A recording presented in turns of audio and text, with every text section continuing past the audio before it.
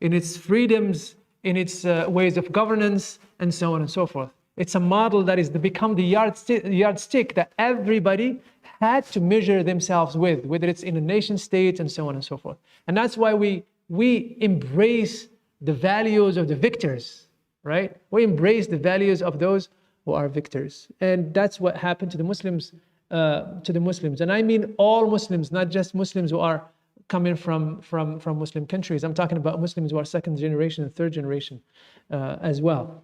And convert as well.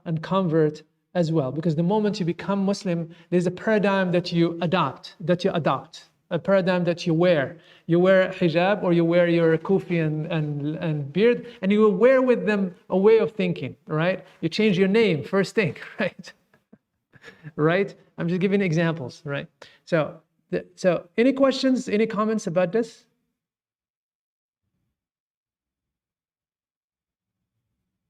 Questions, comments? You've heard me talking about this a lot of times. We never detailed it in such a way, but I hope, inshallah, that we have time to even develop it even more, develop this idea even more, inshallah.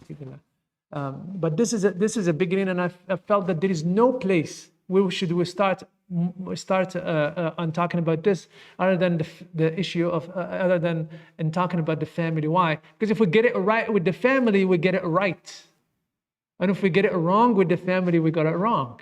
If these concepts embody our view of family, the concept of jahiliyyah, the concept of triumphalism, of those are the way we see our families, we're done, right?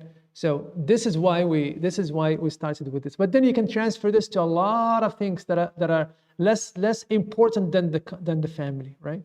So the prophetic model in a very general terms. When we talk about the prophetic model, what are we talking about basically? What are we talking about? Again, talk about prophetic model a lot. I talk about the prophetic model a lot, right? And I know that a lot of people are just shaking their heads. A lot of times they're rolling their eyes like, what do you mean? What do you mean? And it's just, it's undefined. You talk about the prophetic model, but it's undefined. No, it's really defined, right? It's very defined. So the prophetic model of the family, these are some general descriptions, if you will, right? The first one is, it is divine. The first thing we talk about the prophetic model is that it is divine. When I say it is divine, I don't talk about a God that is completely detached from his creation and just let them do whatever they want. No, talk about a God that is very involved with his creation, extremely involved with his creation. Right? We talk about a God who is extremely, not just transcendent and out there and he let us do what. No. Our view of our God is very involved. And not a leaf that falls except that he knows about it. Right? And he's extremely involved. Right? So this is the strong covenant. The first covenant we talk about. Allah Ta'ala spoke about covenant in the Quran in multiple ways. The two most important covenant we have is the covenant that we all have with God that organizes every single thing, and the covenant of the relationship of marriage. And then the other covenants come in. Those are specific.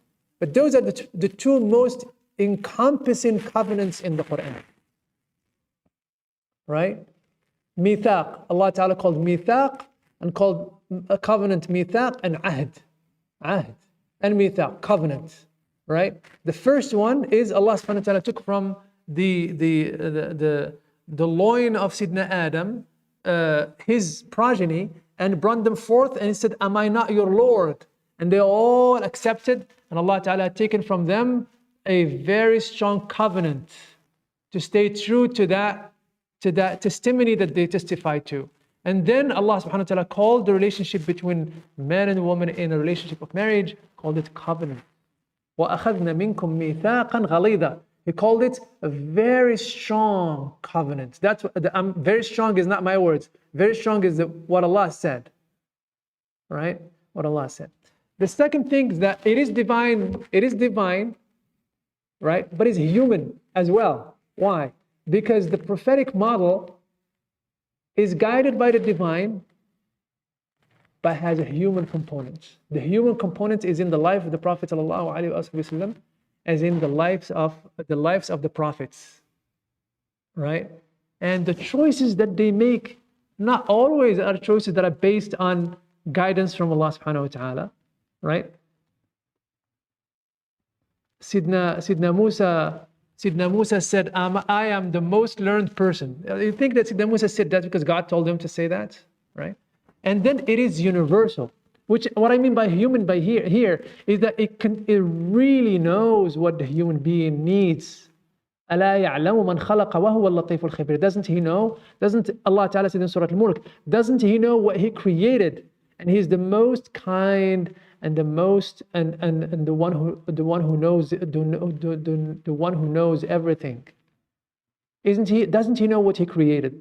أَلَا يَعْلَمُ مَنْ خَلَقَ. Doesn't he know what he created? So it is human in the sense that it's just dictative. It's not just like it dictates and dictates and dictates. No, it interacts with the human in every part. In every part.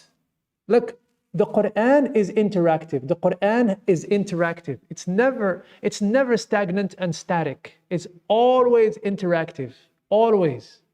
Look in the Quran and see how much the Quran is interacting with the human, getting from them and giving them, giving from them and getting them. How much?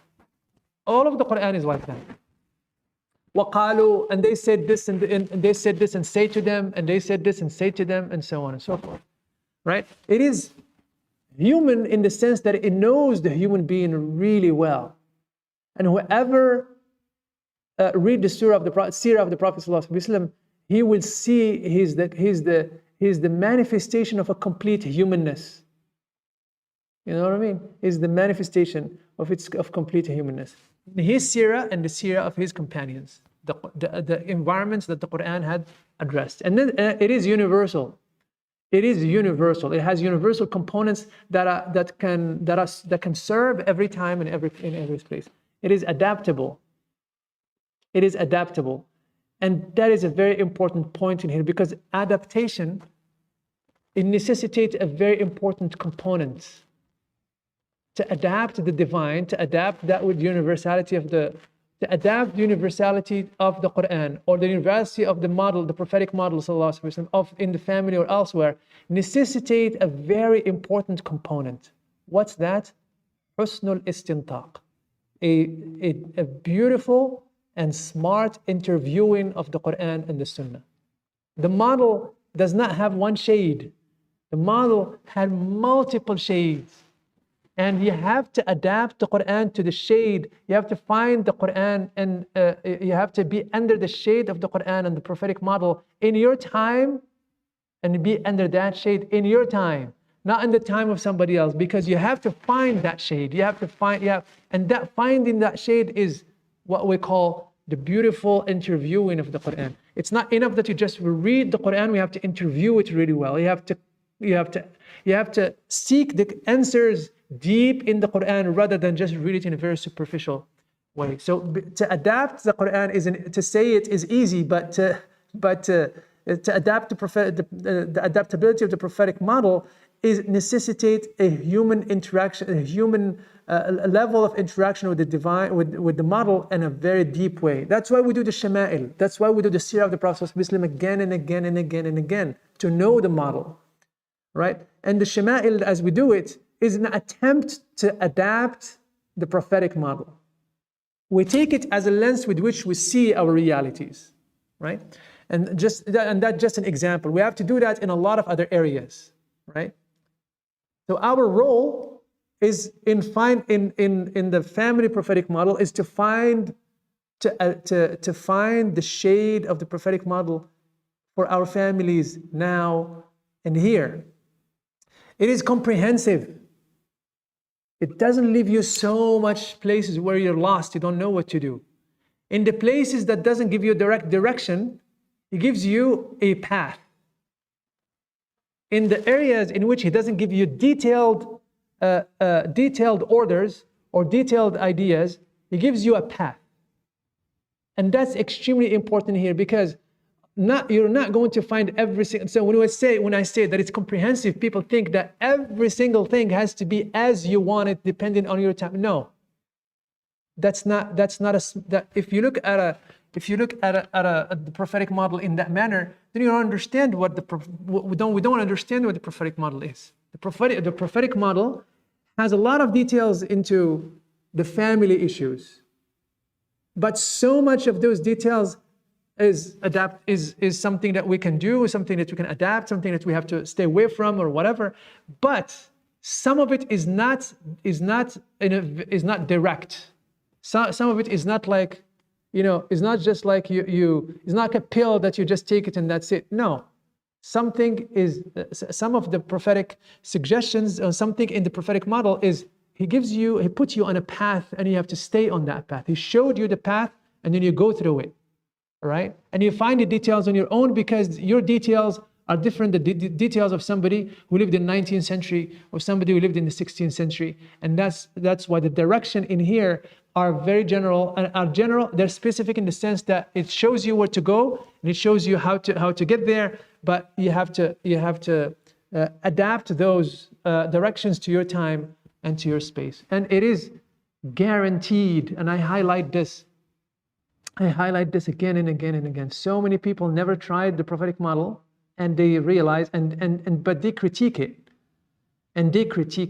Right? So it is guaranteed. We're going to talk about what is success means in the sense of family. What does success mean? And then also the family prophetic model is inclusive versus divisive. It is inclusive. The concept of family in Islam is very broad. Is not the nuclear family. The nuclear family is a modern concoction, right? And what does the nuclear family does to our psyche? What does it does to all of us? What does it mean to be in an environment where you're part of a whole, you're part of a big, right? So the family prophetic model is inclusive and not divisive, It is also, and this is extremely important, the prophetic model is just. This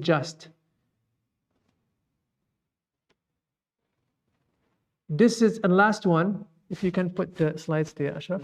The last one is included in the first one, but I wanted to separate it because it is extremely important. The prophetic model is based on Tawheed and Akhirah. The family prophetic model is not just terrestrial. Before the person have an intimate relationship with his wife or her husband, they put their hands on. Prophet ﷺ told us to put their hand on the forehead and say, Allahumma barik lana fi ma razaqtana wa jannibna ash-shaytan. Allahumma jannibna ash-shaytana wa jannib ash-shaytana ma razaqtana. Oh Allah, prevent us from evil and prevent what you have given us, what you have granted us from evil.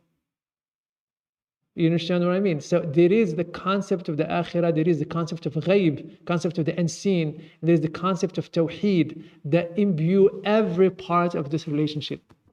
If the tawheed is not there, if the akhirah is not there, the model is not prophetic, no matter how nice it looks from outside. Are you with me? Do you understand this? The idea is this is an extremely central idea in the family prophetic model. The concept of tawheed and the concept of the akhirah. If the akhirah is not there, and that's why when we base our relationships on the dunya only, the relationships tend to serve one part of us,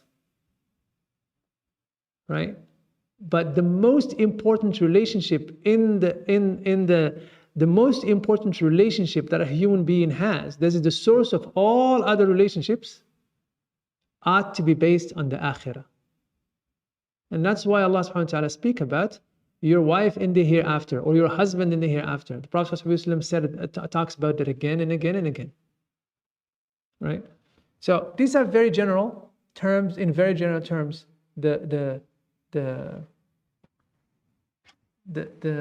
some of the principles of prophetic model. If you would like to take a look at some of some of the failures of the modernity model. These are some of the things that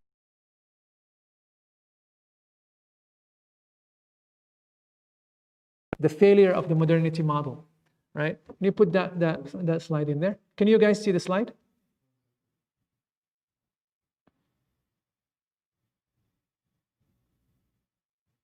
You can't see the slide yet? Okay, so I leave you with that because I don't want to go over it in a very detailed way. It's going to take us a long time, inshallah, bi'idhnillah. The first hour is almost done. So if I go through it, we're going to take us another 15-20 minutes. And I want to read it with you. The grapes of the failure of the. So how do we assess the modern family?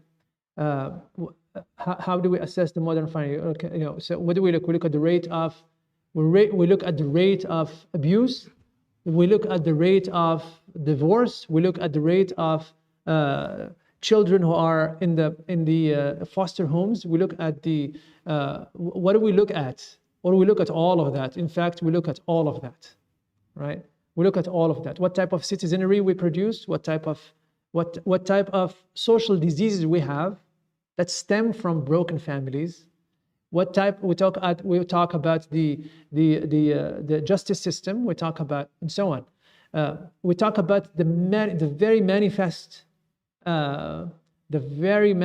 We talk about the levels of non-married people who don't want to get married anymore, and we talk about also about the deviations that are extremely severe.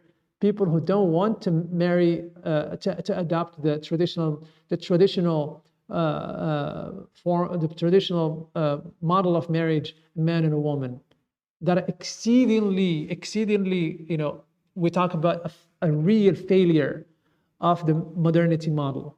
Now, let's not call it the traditional model because it is a modernity model, to be honest with you, right? That's the adaptation of Christianity or Judaism or so to modernity, and opening the doors produced a hybrid model, right? Or a mutilated model of marriage that is kind of quote unquote traditional, but it's imbued with modernity to its core, and then that's the price we all pay. That's that we call the grapes of wrath. That's the grape of wrath that we all are. So you see all of this the discussion about the rise of gay marriage, the rise of acceptance, and so on and so forth. This is it's a product of the failure of the modern family, right? The 19th century, the 20th century. You say, well, Sheikh Hassan, all of that stuff existed from a long time ago. I said yes, but not adopted as a society choice. It was personal choices by few people left, and few people, but it was not a society choice as we see it right now, right? And then and what is family? What do we consider family now? We talked about the nuclear family. A nuclear family is the family, and the others are access wars more than anything else. Access wars, and most of the time, right? Talk about divorce rates, talk about domestic violence, talk about the elders and the treatment of the elders, the failure in the issue of the treatment of the elders, and how the elders are sidelined and put in the sideline the moment they reach a certain age. They're completely out of view of society because they make us all look bad, they make us all feel bad, right? And the individualism and individualistic view, it's all about satisfying our desires and our individual desires, and also it is a very irreverent model. It is extremely irreverent model. I will come and talk about that later on, inshallah, bi'idhnillah. And it is terrestrial. There is no component in the modern family model. There is no place for it for the hereafter. The hereafter doesn't exist in it. Or if it exists, it's just part of the furniture.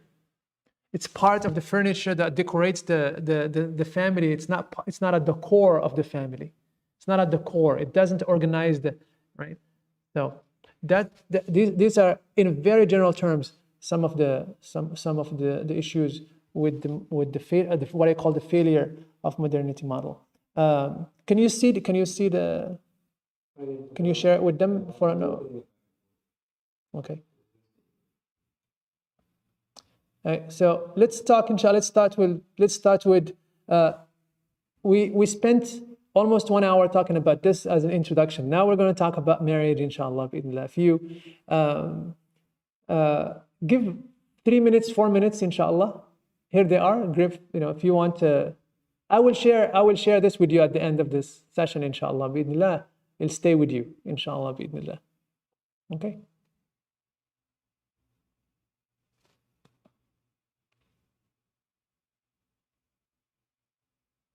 I'll stop in here for a couple of minutes.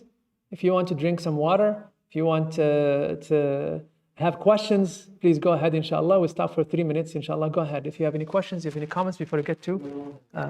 Okay, Sister Manal, Bismillah. Modernity model. No, modernity is extremely universal now. Modernity right now, anytime, anywhere, modernity right now is, you go to some remote place in Morocco, for example, remote place in ways you have no idea, like it's remote from every single thing. They don't have electricity, and you see everybody having a phone. Everybody having a, they're all on WhatsApp. They're all on TikTok. I'm serious. Like they're far, the guy is herding a sheep at the tip of the mountain, and before they had a radio, now they have phones in their hands. They're just sitting there with his stick. It's funny to see. We were visiting Morocco last time, and it's sitting like he has a stick his stick on his side, standing under the shade of a tree, and his flock is in front of him, and he's looking at his phone. So it's reaching everybody in one way or another. The fact that we adopted the modern state, the fact that we adopted the judiciary system of the West, the fact that we adopted the system of education of the West, the fact that we adopted the model of administration, and so all of that, drips its juice, which is the philosophical views of modernity, to our throats, day in and day out, day in and day out, day in and day out, right? Next, somebody else? That's it. Okay, so why don't you take 2 minutes, inshallah, 3 minutes, while we fix few technological. Yes, Sister Diana, Bismillah. Go ahead. I can hear you now. Go ahead. Okay, so we're in this context, just to clarify, we're not talking about Western family versus not Western family structures and ideologies, right? Because no. Kind of pros and cons on both structures. We're talking about the Muslim standard versus everything else. I'm talking about the Islamic, not just the Muslims. I'm talking about the Islamic standards, the Islamic model reversed to vis-a-vis or versus every single thing else. But I'm putting modernity in here because we embraced it, because we are under the mercy of what the modern produced to us from ideas and so on and so forth. This is where ideas and philosophical principles that are governing the world right now are produced from. And that's why I'm targeting it. But does it mean that I'm not talking about what Muslims do. Muslims are just, what Muslims do is a combination of, has its own failures and all issues, right? I'm talking about the model itself, right? The model itself as the divine model, the prophetic model, and how we should adopt that to our realities, to produce realities that are better, and to critique Muslims or non-Muslim. But I'm targeting the modernity because modernity right now, Muslims reflect what modernity is, even if we are mutilating it in many ways and trying to make a hybrid between something that we call, our Islamic views to what Jahiliyyah is producing to us, or what modernity is producing to us. So that's the idea in here. The idea is that I'm not glorifying, I'm not committing the sin of, praising something,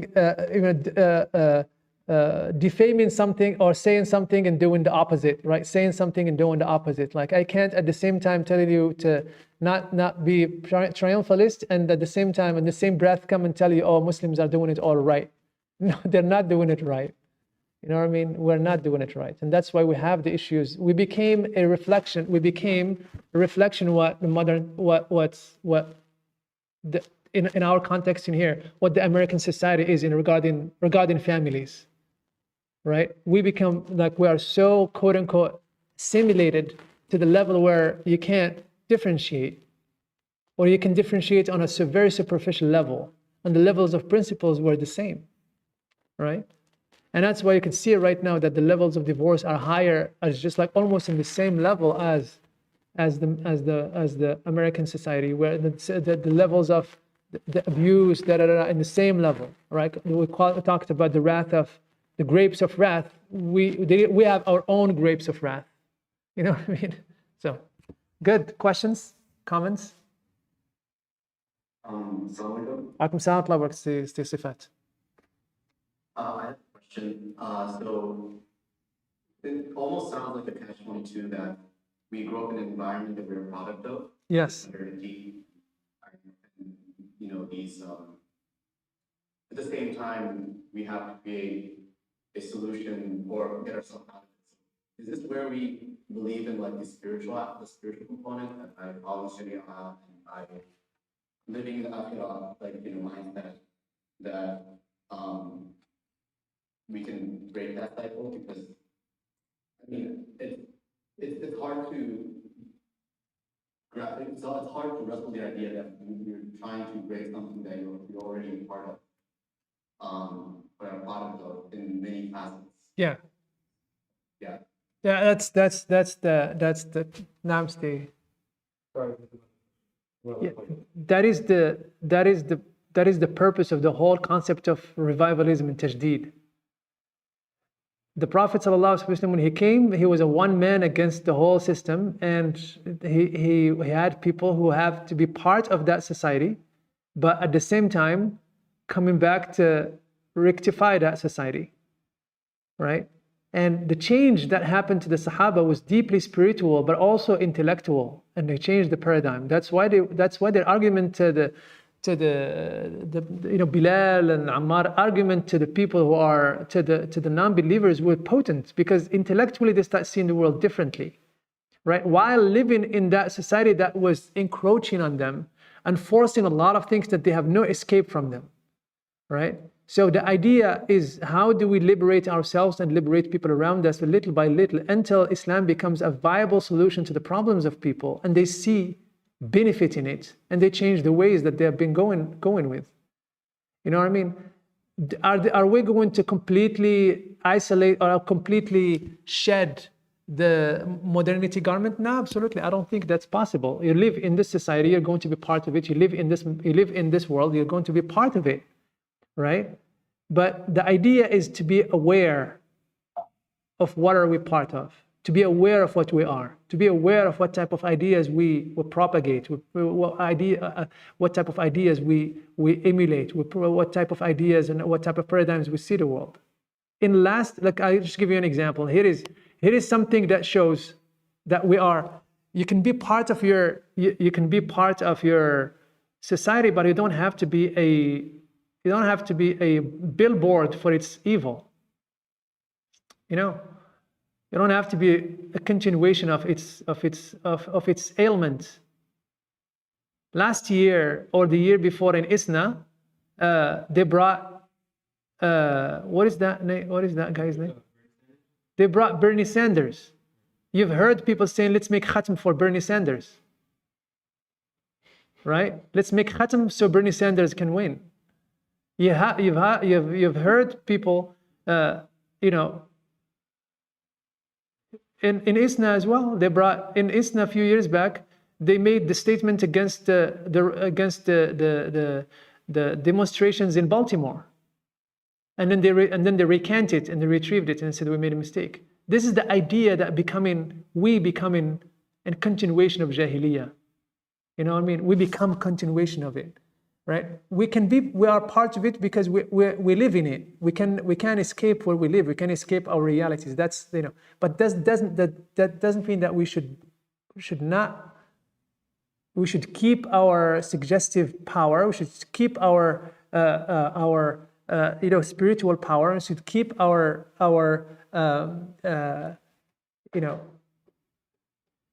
our critique to what's going on. You know what I mean? And it starts with critique of ourselves, because we are a reflection of the realities that we live in. We are. You know what I mean? So we should be extremely critical of who we are, extremely critical of the ideas that form who we are, and see where they're coming from. What is informing them? Is it the wahi that is informing them? Is it revelation that is informing them? Or is it just history that informs them, culture? And that's something that we bring with us as well. Or it is modernity and the liberal philosophy that informs them, right? And we have to be extremely astute and aware of the ideas that we circulate, the ideas that we talk about, the way we and so on, the ideas we talk about, the ideas we propagate, the ideas we carry as Islamic ideas while they are actually not. So this exercise of self-critique is extremely important in the way we be part of our society, but not of it. Right? Questions, comments? Yes.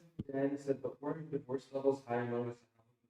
Remarriage rates were also divorce was the problem, whereas our divorce rates are Yeah, I mean, again, I ask the question: is the divorce is a divorce by itself, isolated from the surrounding, by itself, a metric, a good metric for a good metric by itself, a good metric to deem a level of success high or low, right? No, I mean, absolutely. That's not, so we'll talk about that, inshallah. We will talk about it. But the idea is great. That's exactly what I believe in, right? Divorce in itself is not an issue, right? But the surrounding things that makes the divorce are the issue, right? What the divorce is all about is the issue. What's after that? Who's the victim after all of that is the issue, right? So why don't I give you 5 minutes, inshallah, to drink some water and come back, inshallah, in 5 minutes. If you want to take off your video, that's fine. And just drink some water or get yourself some tea and come back, inshallah, in exactly 5 minutes. Jazakumullah kulla khair. Alhamdulillahi Rabbil Alameen.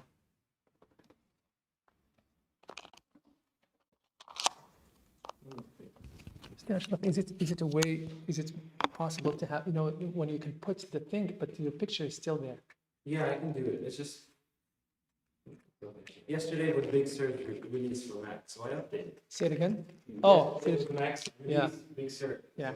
I updated. This is the punishment we get to provide. New software, new problems.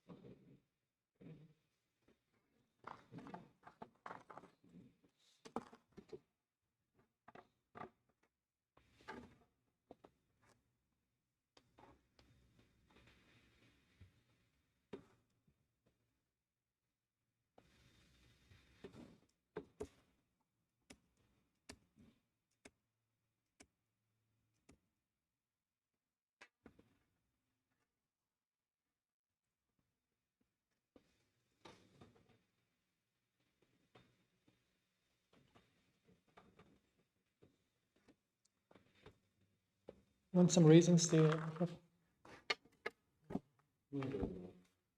Check. This one. I'm good.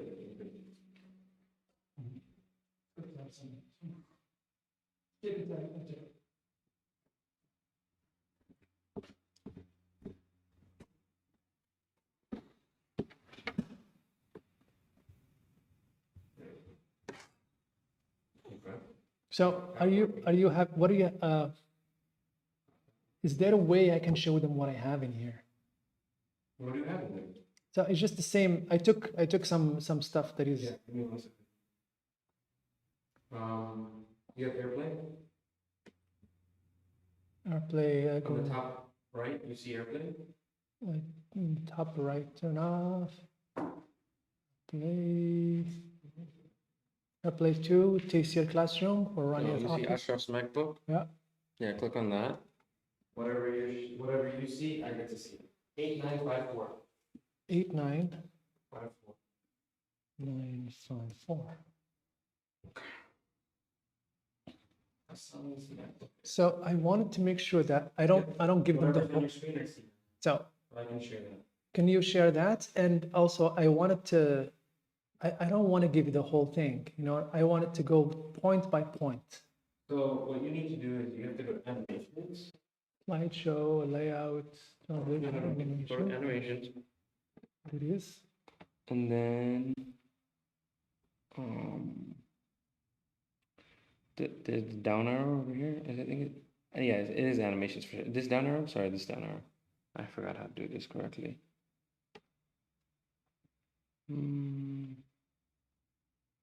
Do dissolve in, and then click on that. You can customize the effect. Yes, click effect options. Yeah, by paragraph is good. Okay, hit play. By paragraph means. Okay, 1, 2, 3. Means That's how I by want. yeah. Okay. Now you have to full screen it. Okay. So slideshow. Play from current slide.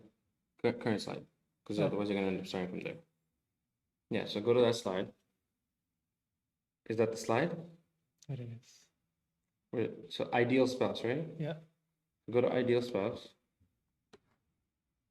No. So this is what you're seeing. This is what they're gonna see next. Yeah. Get it? So you're got showing this, then you're gonna show the next frame, Got then you you. show the next frame, then you show the Got next you. frame. Okay? And I'll be able to screen share. Just give me a second. Because now if we're gonna do this is good actually. If you control the slides, I don't have to worry about it. Yeah, I control the slide. Present the slide. And if you just put, like, there is my picture in there at the side, just like, you know, Yeah, I don't know how. I'll set that. Okay. Just give me a second. Sure. We'll set up all the technology.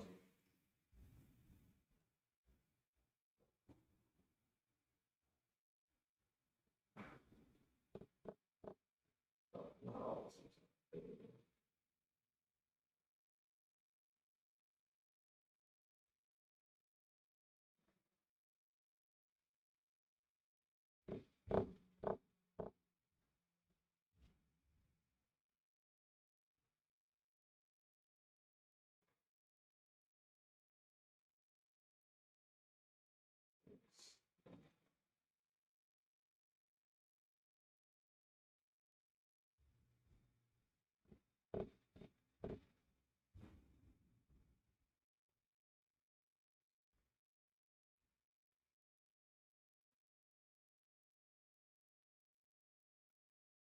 Ooh, why is it so bright?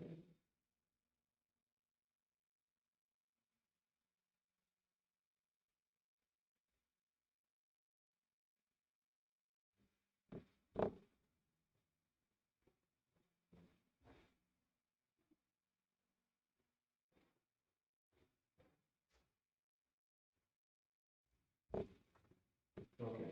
Got it.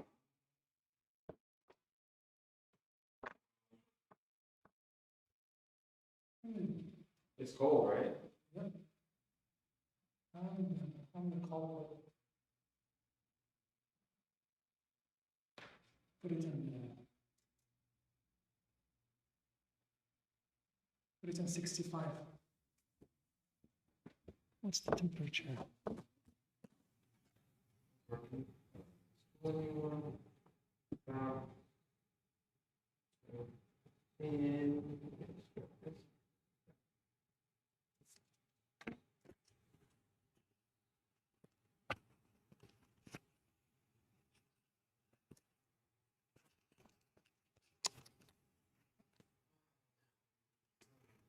سيدنا محمد وعلى آله.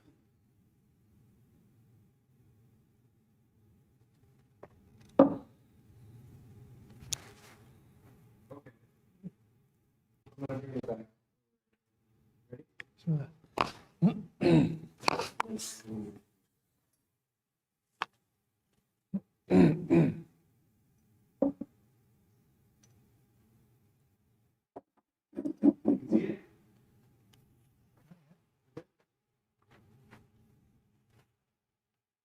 بسم الله الحمد لله وصلى الله وسلم وبارك على مولانا رسول الله وعلى آله وصحبه وسلم تسليما كثيرا. اللهم صل على سيدنا محمد ما ذكرك وذكره الذاكرون ورفع عن ذكرك وذكر الغافلون. اللهم إنا نسألك التوفيق لمحابك من الأعمال وصدق التوكل عليك وحسن الظن بك. Oh Allah, we ask you to guide us to that which is good for us. We ask you, Ya Allah, to be with us. We ask you to never leave us to ourselves, to our egos. We ask Allah subhanahu wa ta'ala to grant us from among us spouses that will elevate us, that will be assistant to us in the path of your salvation, Ya Arhamar Rahimin. Ya Arhamar Rahimin, Ya Arhamar Rahimin, Ya Rabbi, Ya Rabbi, Ya Rabbi. Grant us happiness in this dunya and the hereafter, Ya Arhamar Rahimin. And make us a source of happiness to the people around us, Ya Arhamar Rahimin, Ya Rabbi, Ya Rabbi, Ya Arhamar Rahimin, Ya Rabbi. Ya Rabbi, choose the best for us, Ya Allah. And plan for us as we don't know how to plan for ourselves, Ya Arhamar Rahimin, Ya Allah. Ya Allah, Ya Allah, don't make us, Ya Allah, Ya Arhamar Rahim, don't see us away from the model of the Prophet ﷺ in every single thing. Ya Arhamar Rahimin. Allahumma amin, Allahumma amin. Alhamdulillahi Rabbil Alameen. Welcome back, everybody. As I said, I'm going to repeat, inshallah, if you have the chance to repeat. Can you all hear me well? Can you all hear me good? Can you hear me? Good. Excellent. Everybody, can you give me a thumbs up if you can? Good. Excellent. Jazakumullah kull khair. If you can, I would always say, if you can turn on your camera, that would be great. Jazakumullah kull khair. It's better than me looking at a black screen. That would be great, inshallah, so you can feel that there is interaction and there is somebody behind the screen, right? So if you can, I would really appreciate if you can do it, inshallah. If you can't, then that's okay, inshallah. If you can't, then okay. But if you can, that would be great, inshallah. Bismillah, alhamdulillah, wa sallallahu wa sallam wa baraka ala sayyidina Muhammadin wa ala alihi wa sahbihi wa sallam tasliman kathira. Allahumma ameen, Allahumma ameen, Allahumma ameen. So, marriage, the most important, essential relationship in Islam. Why? Because every relationship depends on it. You won't have aunts if your parents don't get married. You won't have brothers, you don't have sisters, you don't have a grandfather. All the relationships are based on this relationship, right? All the major family relationships, all the family relationships are based on marriage. Without marriage, there is none of that. Okay? So how does Islam organize this? Right? The successful marriage, how does it look like? Where does it start? How does it begin? How does it go? How does it end? Does it end? When does it end? Right? So much of our relationship with Islam, when we put Islam close to marriage, we think of one thing. We think of rights and responsibilities. What are my rights? What are her rights? What are his rights? What are my rights? And every question I get about Islam is about rights. Unfortunately. And it, again, to reduce the relationship of marriage that is Allah Ta'ala called the greatest covenant after the covenant of Tawheed. The greatest covenant is marriage. If we reduce it to a contractual relationship, it is a relationship that is it is a very serious reduction to the concept of Islam, and this to the Islamic view of marriage. And this, by the way, this view in here is not new. This view in here is not new. When we celebrate fiqh so much, and I'm talking to you from experience, I'm a faqih. That's what I do, right? So when we celebrate the fiqh so much, and we start thinking in legal terms, and we start thinking of our tradition only in legal terms, this is some of the ramifications of that. Some of the repercussions of that is that we start seeing every single thing in legal terms. When we start seeing our relationships in legal terms, we destroy them. Because the legal terms is just part of the is a very small part of the relationship, especially at the time of contention. You will need the law at the time of contention. You will need the law at the beginning of the relationship, and after that is what? You don't go back to the contract of your marriage every single time to look at, to solve your issues and to deal with the personality of your spouse, right? You don't go to the book of you know what I mean? So to look at the relationship from the standpoint of what are my lists? Give me a list of my responsibilities and give me a list of my rights, and that's it. And I'm gonna do. And that's how the relationship is going to succeed. No, absolutely not. Should the person know about the rights and the responsibilities? Absolutely, they should. But as part of the relationship, not as definition of the relationship. Do you understand what I'm talking about? I do have my on. It just what? It doesn't. Can you put it higher? I put it higher. Thank you. Can you hear me fine? Can you hear me good? Is the sound good or a little bit? It should be good. Good? Okay, excellent.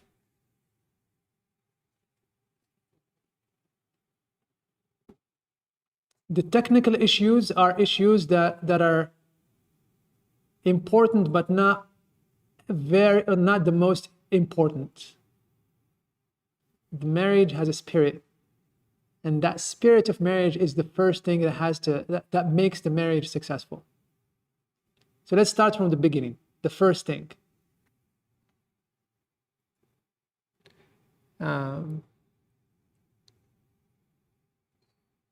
Sorry, for whatever reason.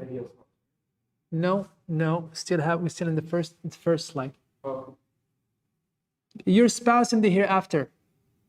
زوجتك للآخرة.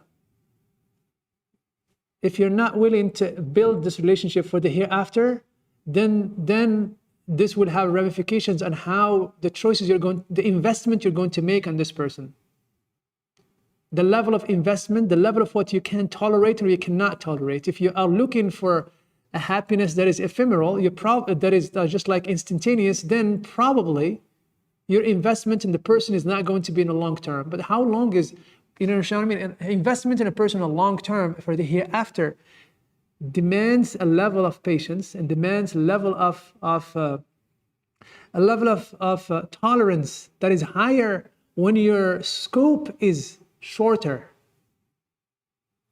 When your scope is shorter, you want to get as much instantaneous happiness as you can. If you are building for the hereafter, then your investment in the person is deeper. Then you know what I mean? And this concept in here, your spouse in the hereafter, is one of the most principle that saves marriage at a time of difficulties. It's not just that. It's the one that gives marriage its real meaning. Its real meaning. Because Allah subhanahu wa ta'ala created a man and woman for Jannah, in Jannah. And He created them for Jannah. He created them for He created them for Jannah. Allah created Adam and Eve for Jannah. And in Jannah, right? So we aspire in our relationship at the beginning is this the person I want to spend the eternity with? Eternity. And the investment starts from very early on, from preparing ourselves that this is my spouse in the hereafter. This belief in here can smooth so much in the day-to-day life that renders lives miserable for others. Can bring a level of tolerance and a level of respect and a level of the necessary components of marriage that is successful very early on in the relationship. Right? So the spirituality is spirituality. We talk about spirituality a lot and so on and so forth. If you look at the verse of the Quran where Allah subhanahu wa ta'ala spoke about creating from every single thing, He created a spouse, or He created two things from every single thing. وَمِن كُلِّ شَيْءٍ خَلَقْنَا زَوْجَيْنِ. Allah subhanahu wa ta'ala said this in Surah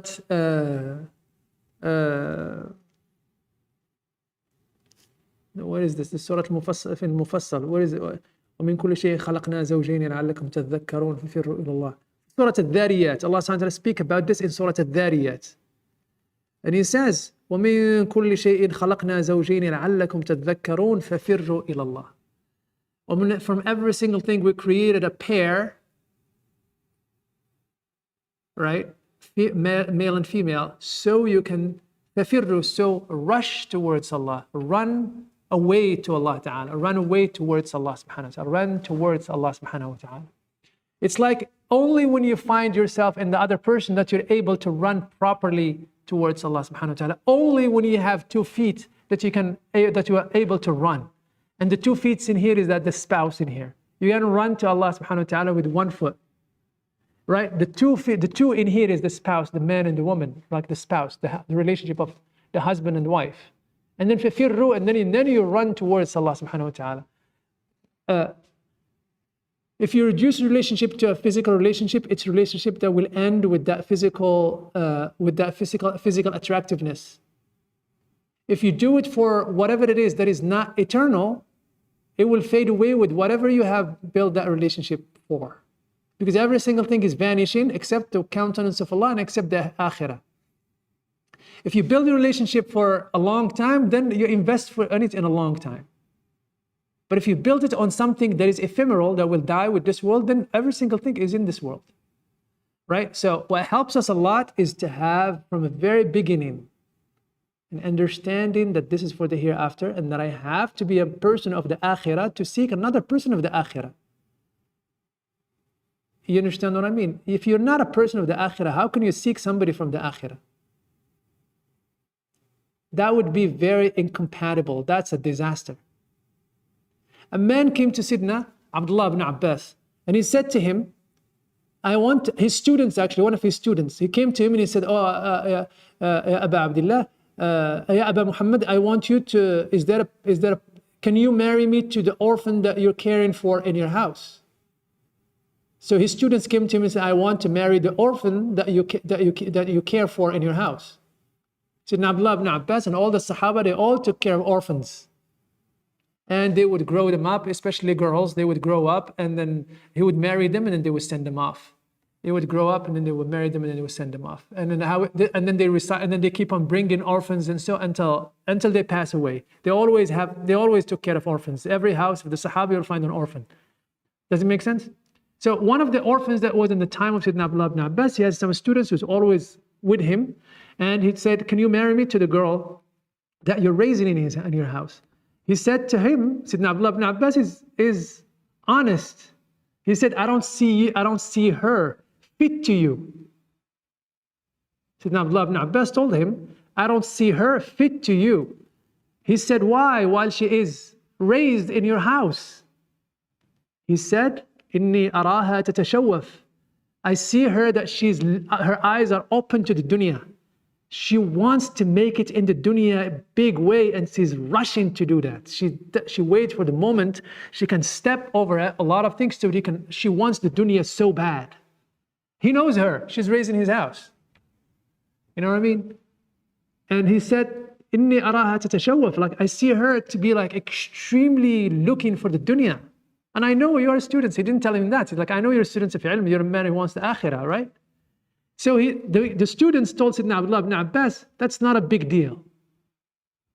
That is not a big deal. You know, it's not a big problem that she's wants the dunya so much.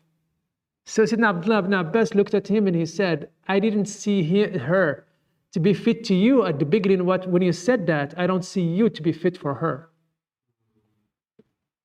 You didn't understand what I told you. You know, she's going, you know what I mean? She's going to wear the pants in the house and you don't understand. You know what I mean? You don't have the right understanding of the situation in here, right? If we are terrestrial people and all we care about is our dunya in here, then marrying somebody for the hereafter is going to be extremely difficult. Extremely, because it necessitates a commitment on a daily basis for the akhirah. A commitment not just to the dhikr, it's the way to do things as well. How much can you tolerate? How much can you be patient? How much can you, and so on and so forth. And we're going to talk about that later on, inshallah. Allah subhanahu wa ta'ala in the Quran spoke about love and mawadda, or love versus mawadda. Allah ta'ala spoke about love and mawadda because there are two different things in here. There is love, and I want us to snap from the Hollywood's view of what love is. Because we could see what the outcome of that. There is no two who married in Hollywood who stayed together for more than 6 months. Right? Shouldn't make a joke about that, but that's the truth. The concept of love that we see out that is presented to us as a model is extremely feeble and extremely terrestrial and extremely idealistic to a level that is not realistic in any way. Right? It is extremely physical. There is this deep attraction to the person that starts from that. The physique is part of it. I'm going to talk about that later on. But there is something deeper than love. And that is mawadda. Mawadda is that deep respect, a deep consideration, that when love is fading, when that fervence of love fades with the problems of life, with the children, with the bills, with this, with that, with the in-laws and with the society and with the change of minds as we grow. You marry in 23 or 24 or 25 or 30, and then after 5 years, 7 years, you grow apart. You are a different person. That relationship can bring out of you different things that you don't even recognize yourself. Right? So what remains when that fervence of love that makes the person on the top of each other all the time, and then all of that is gone, then what happened? What happened? The mawadda settles in. The mawadda is the stamina that makes the marriage go and go and go and go and go. Love by itself may not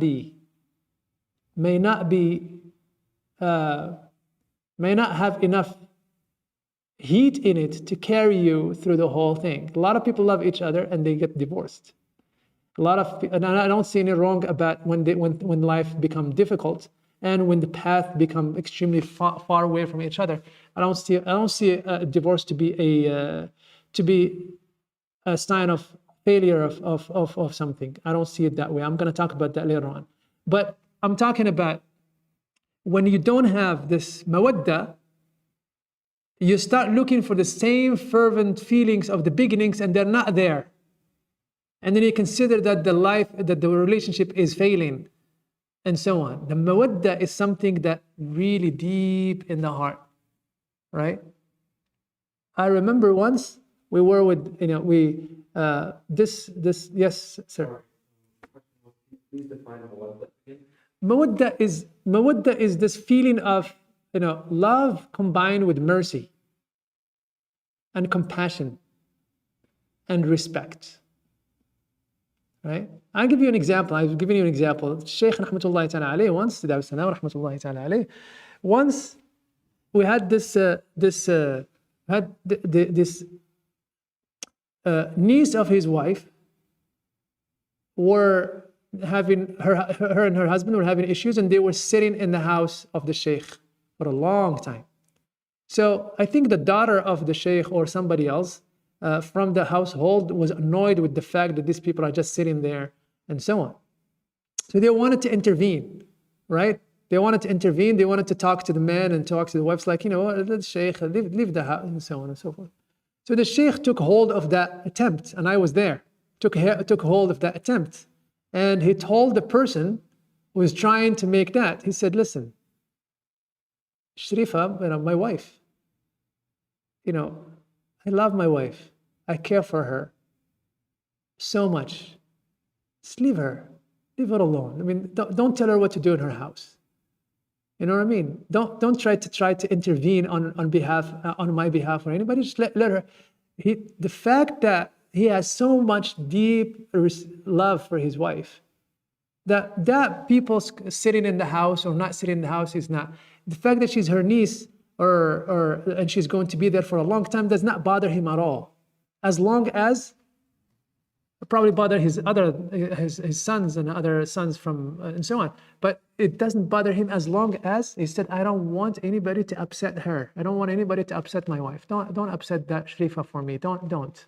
That which between them is beyond just like the, you know what I mean? That deep consideration of her feelings, a deep consideration of her choices, deep consideration is extremely important. That comes from a level of mawadda, a really deep mawadda, right? And that's when the fervence of love and the physical attraction is gone and problems are coming. What remains there, that strengthens that relationship and keeps it going and going and going, is that mawadda, is that deep-seated respect that you built on the beginnings of the marriage, that capital that is so deep, you build again and again and again, right? Respect. Yes.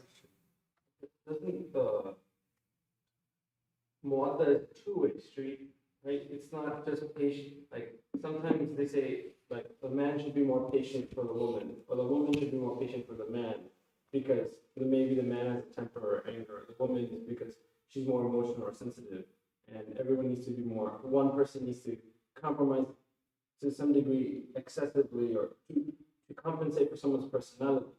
But is that Muwatta? Like when you're doing that, aren't you like hurting yourself? Like aren't you like at one point you're not, you have to kind of pick up the slack of somebody else's flaws.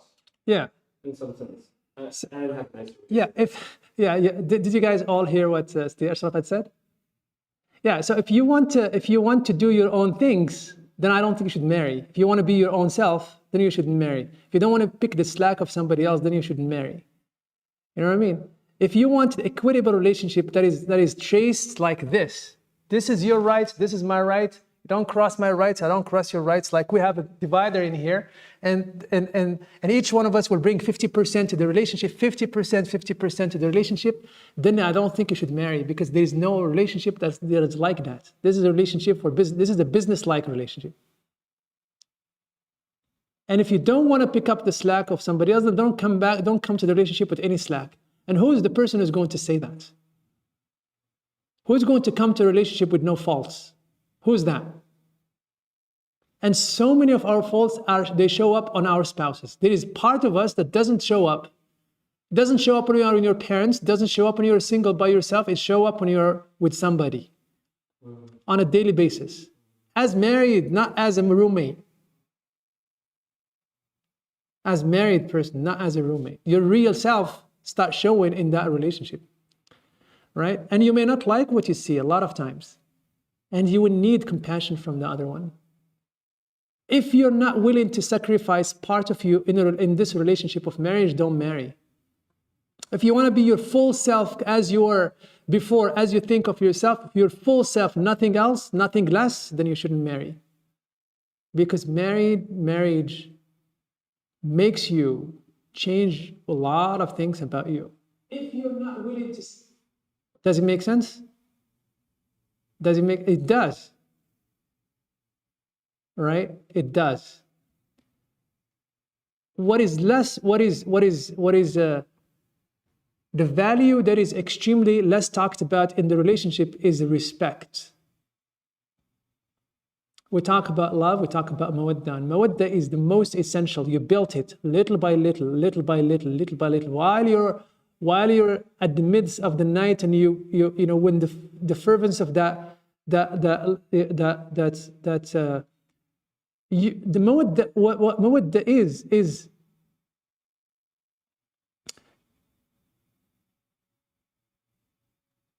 the word that I'm trying to find for it is the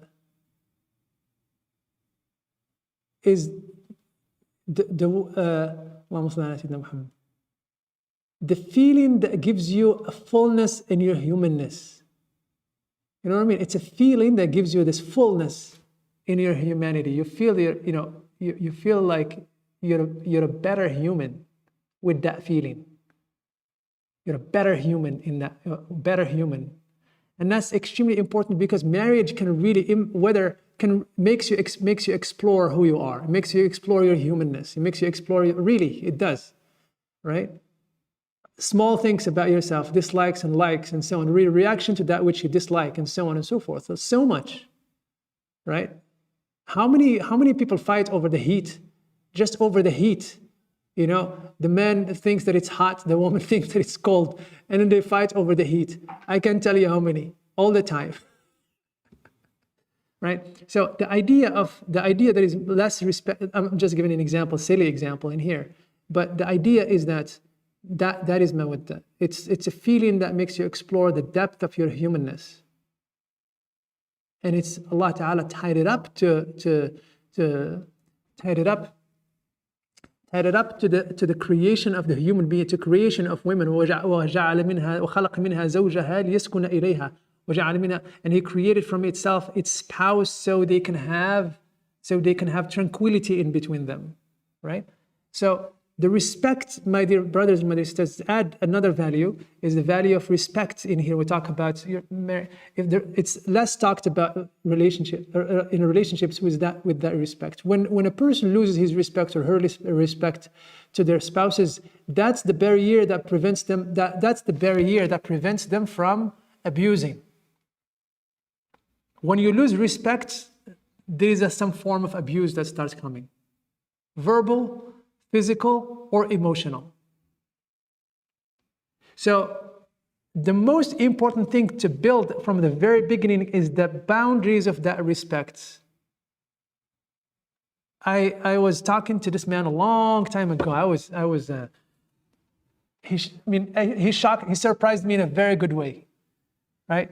He wasn't extremely educated, and he said to me out of nowhere, we were talking, came to his house.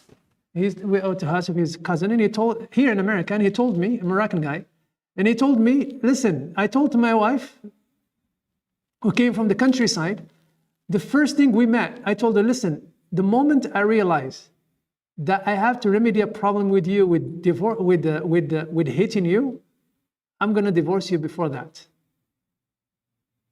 He said, the moment I realized it become imminent in my mind that I have to hate you to remedy this problem or whatever problem, the moment I start thinking that way, I'm going to divorce you before that. Because there is no way I'm hitting you.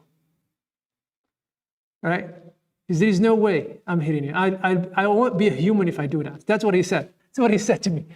He said, that's the first thing I told my wife. I said, wow, look, this is a man. This is a man who gets it right from the beginning. Right? He set the boundaries of what does he can tolerate, and what is it that he should, what are his limits? And he makes them really clear, and he put the boundaries of his respect from a very early on. That's one thing. That's just one criteria, one there. But we have to see what are the things that I would never say to my wife, or I never say to my husband, no matter how crazy we get, no matter how argumentative problems and so. What are the things that no matter what happened, I would never do? I would never do, no matter what the relationship is. No, I would never do, ever. Right? Because the moment you start losing respect to the spouse, you already lost respect for yourself. And that's where a lot of people don't understand, is that they think that they're disrespecting the others, but in fact, what they're harming is their humanness. They start losing their humanness again and again and again and again. And they don't realize it. People don't realize this. They don't realize that they start losing respect, and then the moment they start losing respect, the relationship slides down fast. Right? So, educated man came to counseling here in Taysir, and he seems like a nice guy, like a really nice guy. I talk to him all the time. He's in Jumu'ah and so on. I don't see him anymore from that meeting.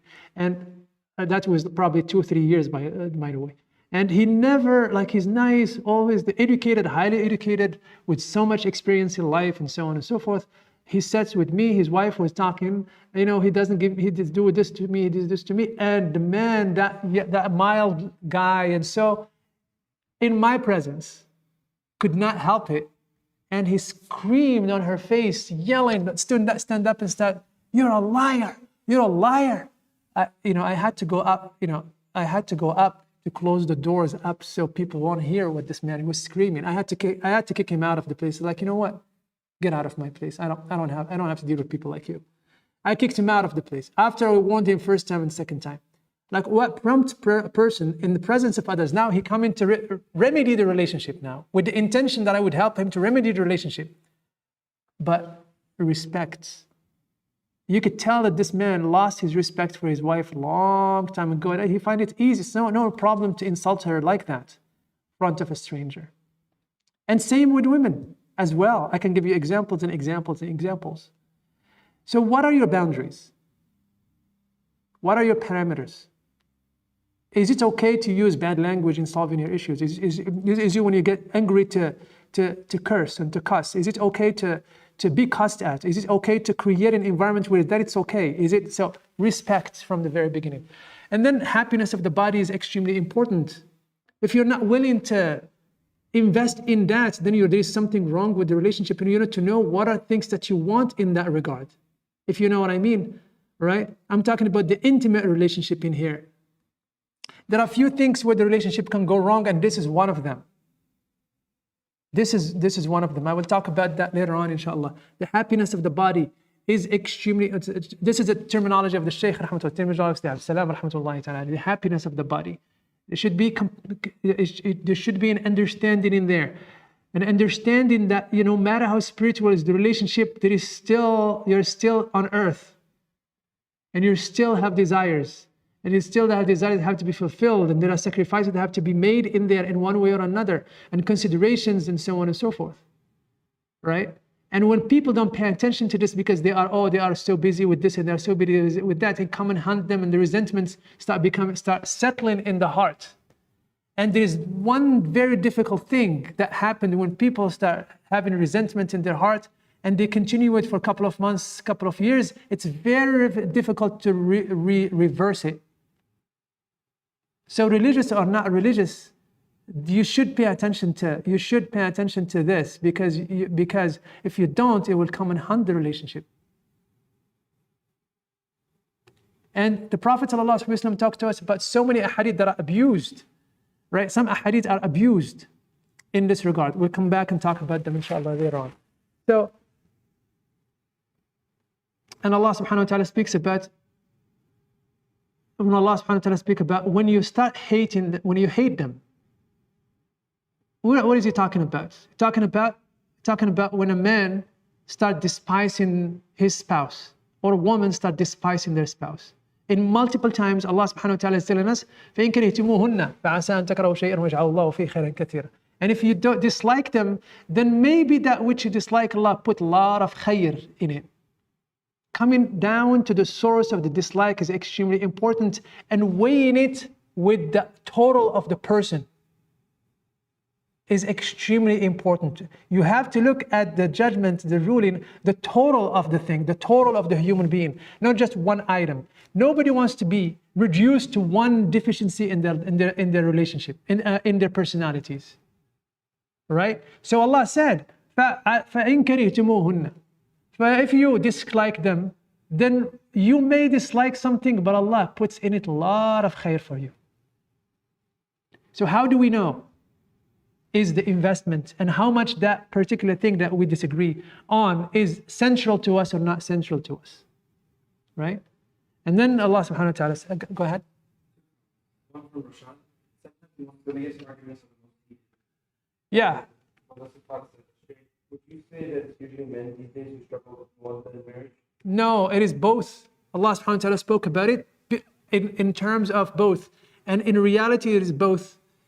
You know what I mean? There is so much autonomy right now to the sisters. There is so much autonomy to the women, and we have a model that we see on a daily basis. There is an autonomy, and there is courage, and there is a lot of things.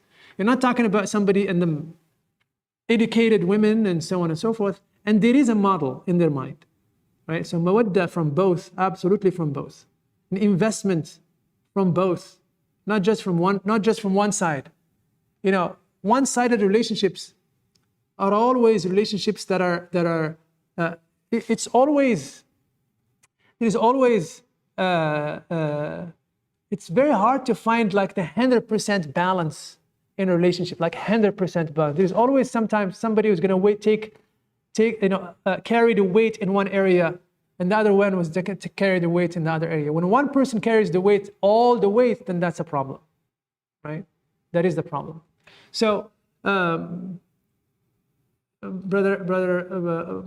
Rashad said, Sometimes the most silliest arguments because we allow the shaitan to be there. We can function in the relationship. We function in the relationship like shaitan is not there.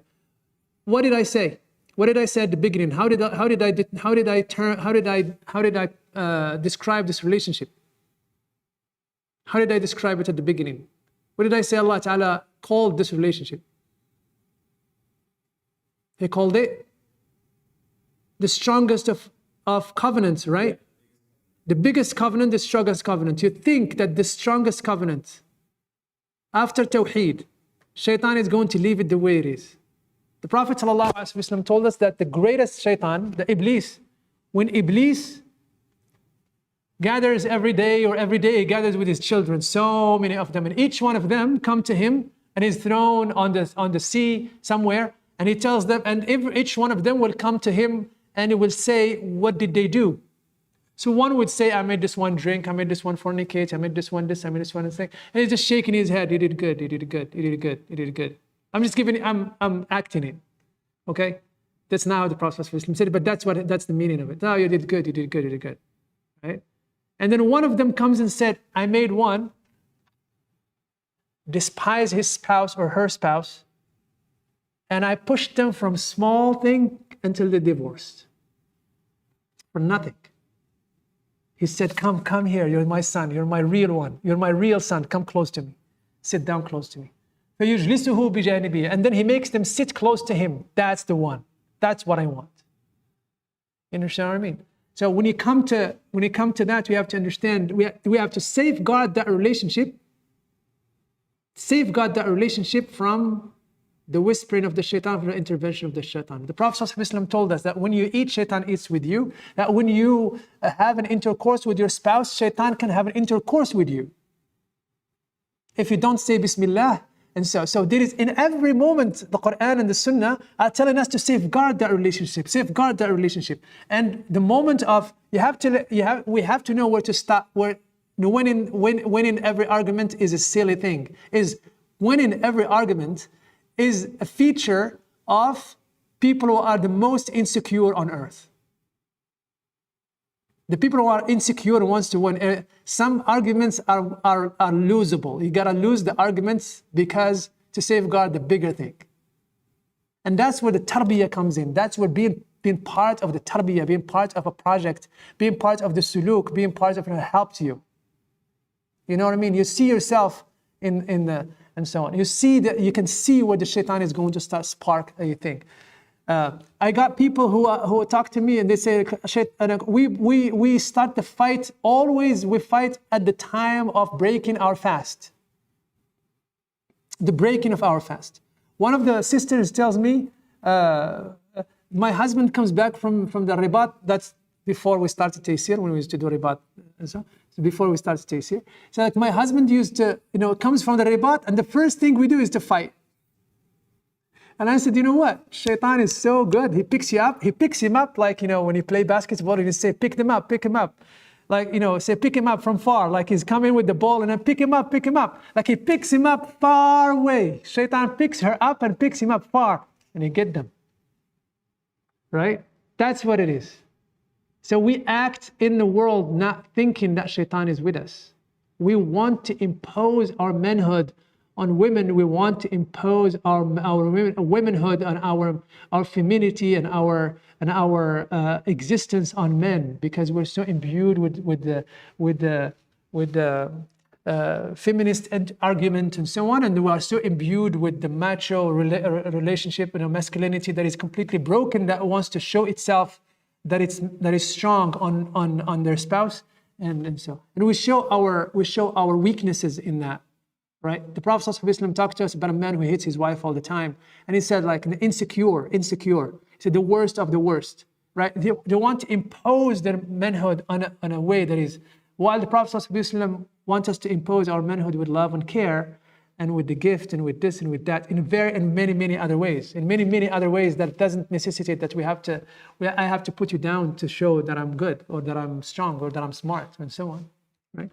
So, and then, if you hate them, Allah subhanahu wa ta'ala, and then Allah subhanahu wa ta'ala, and then expectations and comparisons are the worst thing that could happen to somebody at the beginning of their marriage, or at the end of their marriage, or at the middle of their marriage. What kills a relationship from a very beginning, the stillborn marriages are the outcome of expectations that are very, very crazy. So what do you expect from? I'm going to come back to this exercise. But what are, our expectations should be tamed to reality. You could read the books as much as you want. You could be idealistic as much as you want. You have to come down to the ground and dealing with the human being who has human being that have multiple facets to them. Multiple facets. They may not know about their facets themselves, and they come to the marriage and then they start knowing about themselves. Right? And the spouse becomes the mirror to the other person, and they start knowing about themselves, that they have a temper, or that they nag.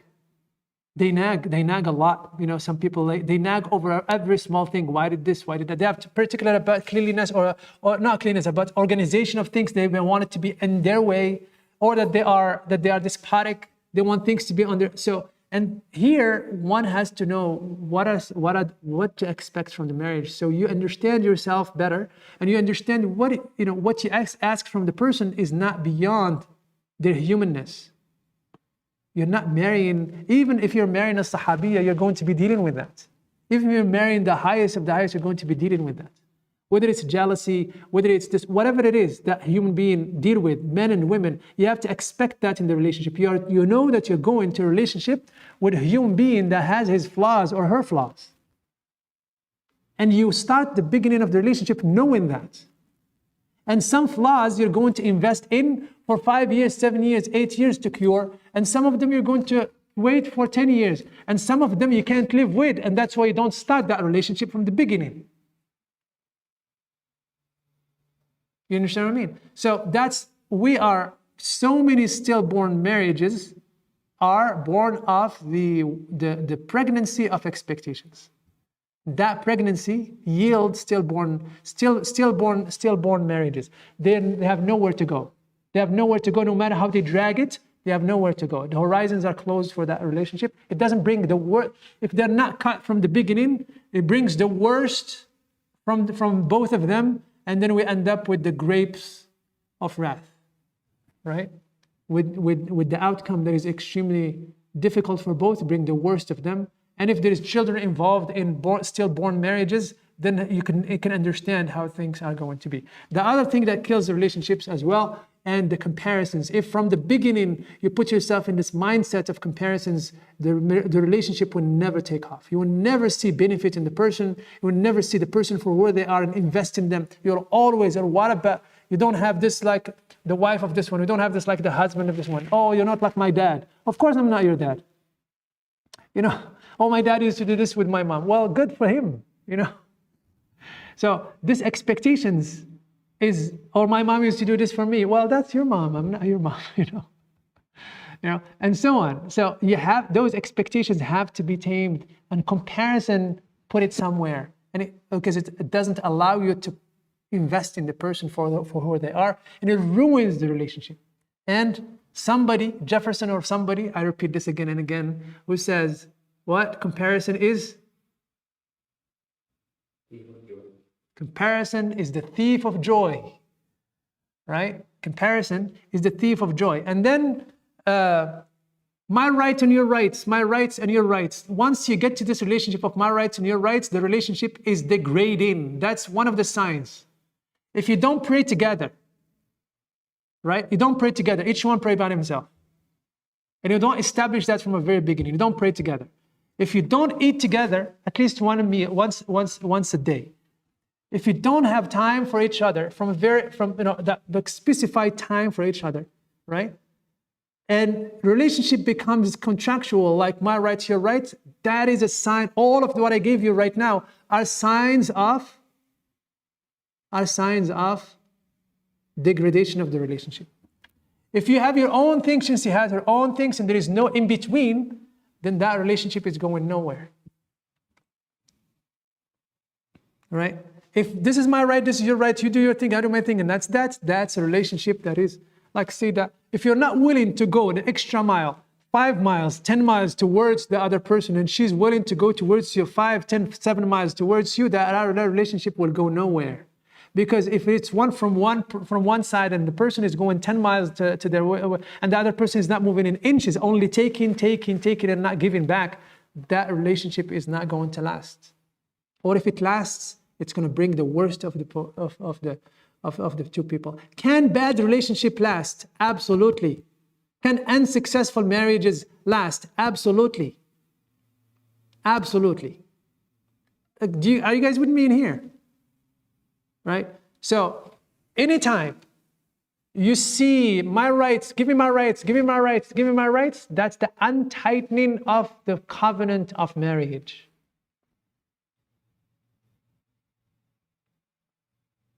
Right?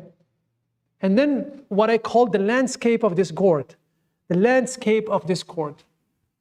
There are a couple of the landscape, what I call the landscape of discord is the common mistakes common conflict that happen in marriages that people don't pay attention from the beginning, and they come up to the relationship with them, and they don't know how to fix those conflicts, right?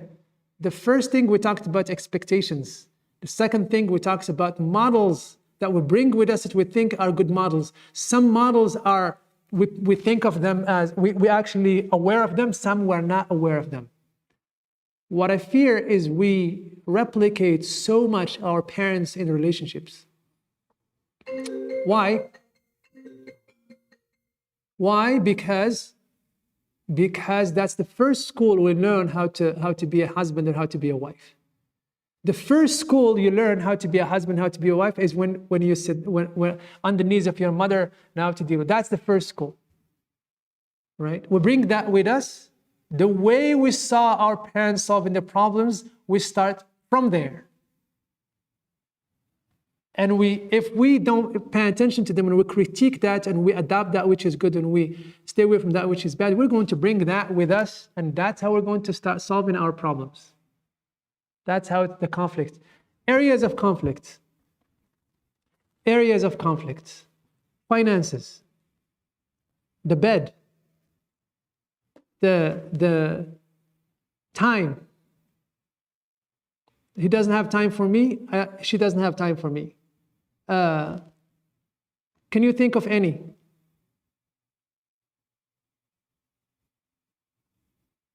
I said finances. He doesn't give me allowance. He does that. He's stingy. She works, but he doesn't contribute to the house.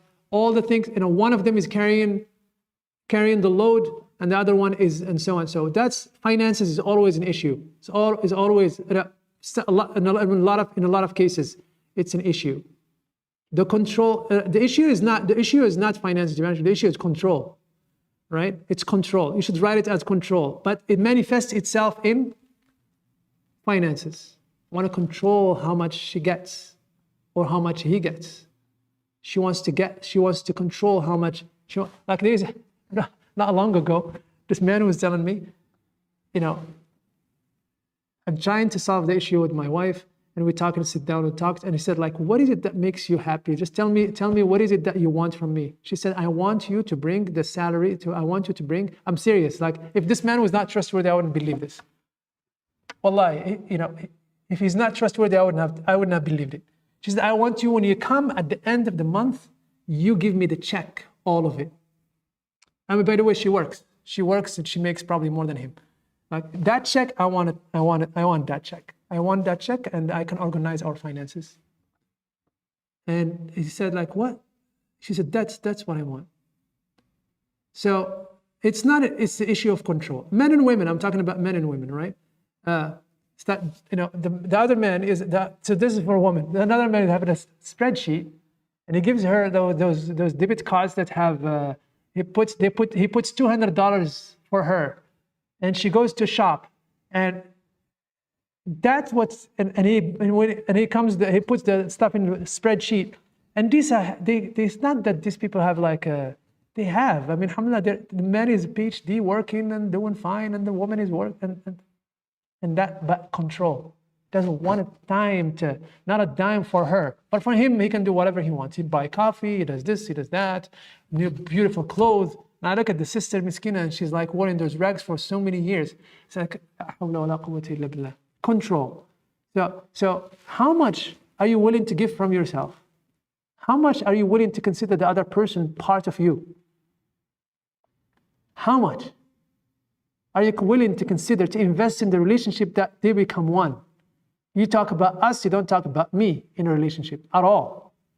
There is no me in a relationship, and there is no me in marriage, no whatsoever.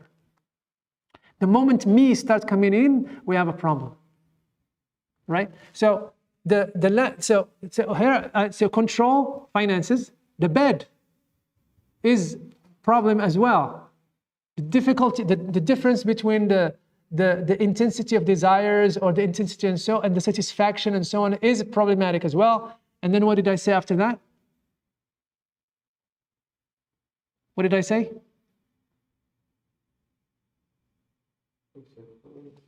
I said finances. I said the bed. I said time. I said family, in-laws.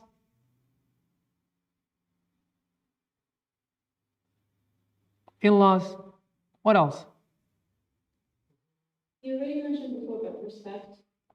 Yeah, respect. That's at the core of the whole thing. At the whole, lot of, you know, when persons start losing their respect. What else? Good. This is all good. Alhamdulillah. Right. So, perpetuation of failure and the bequest of unhappiness. There is in a relationship, in the marriage, and this is in very, very general terms. I'm coming back to some of this later on, inshallah.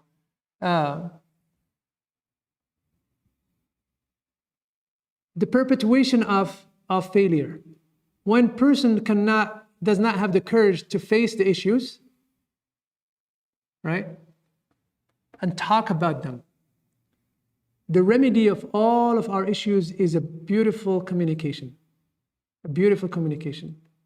What does that consist of? I'll talk about that later on. It consists of two important things. Three important things. The first one is detection. You have to detect that there is a problem.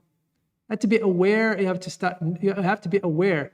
You read the body language of the person, and you realize that there is some resentment building up in there. If you lose the reading of the body language, reading of the person from early on, that resentment can set for a long time, and it's very difficult to reverse. Because I said very difficult to reverse, because people they forget a lot that which is good, and they remember that which is bad in the relationship. And after 10 years, he will tell you, remember that, and he will bring all of that stuff that happened in the time of, remember what your mom did to me when we were when we were engaged. That's 10 years and after 3 kids, still remembers that. Why? Because that problem had never been dealt with and ironed out in a proper way. So it leaves residues that will always come to the surface and bring with it so many other feelings, so many other feelings of resentment and hardship and grudge and so on and so forth, that will make all the time this, I call it the sink, the whole sink theory or whatever, the whole, what do you call it, the kitchen sink, the whole kitchen sink thing, which means that in 3 years of marriage, a person can remember every bad thing, that any problem, small problem that occurs, all of that comes running to the fore of the human being. All of that comes running to the mind, and then they start arguing about it, they start fighting about it, and so on and so forth. From the very beginning, we have to develop a way in the landscape of discord and the common conflict. You have to develop a way to communicate to each other our disagreement, or to communicate the things that I don't like. If we don't pay attention to the body language of the person and realize that the person is going through something and make them open up about it, if they're not open up themselves, that resentment can build up. Prophet ﷺ talked to us about, Sayyidah Aisha told the Prophet ﷺ, I know when you're happy with me and I know when you're not happy with me. He doesn't have to tell her. She reads him really well. And that's something that we have to develop quickly as we get to the relationship. I have to read the person. Not every single thing has to be verbal. He told her, Aisha, how do you know that? She said, when you're happy with me, you say, no, it's reversed, by the way. So the Prophet ﷺ would ask her, Aisha, I know when you're happy with me and when you're not happy with me. So she said, how do you know that? So that when you say, by the Lord, you talk and you say, by the Lord of Muhammad, or by your Lord, you're happy with me. When you say, by the Lord of Abraham, I know you're upset with me. When she says, by the Lord of Abraham, such and such, now she has something. Let's talk about it. Let's talk about it. The second thing is, and I can give you examples when the Prophet ﷺ detected something and he talked to her about it. Right? There is a hadith in the Tabarani of Sayyidah Su'da, the wife of Sayyidina Talha radiallahu ta'ala anhu. He came to the house, and the moment she looked at him and she said, you are upset. Did I do something? هل رابك منا شيء فنعتبك. Look, did I do something? I apologize for it before I even know what it is. That's mawadda. That's the mawadda.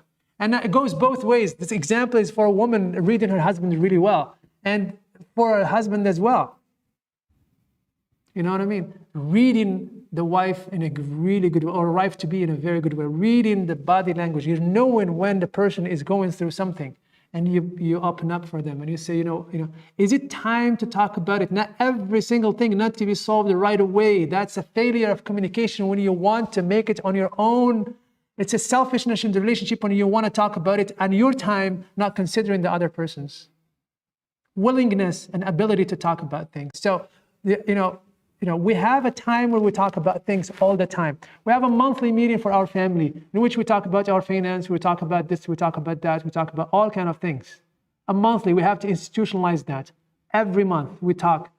We know it, right? We have our times where we discuss things here and we discuss things there. We know when there's certain things I shouldn't discuss at a time where we're eating, or at a time where we're having an intimate relation, an intimate time, and so on. There is a level of acuteness of mind that we have to pay attention to. They don't bring things that destroy the relationship and that makes an intimate relationship bitter, or a time of goodness and a time of rejuvenating the relationship. You come to that time in which you build capital and you ruin it.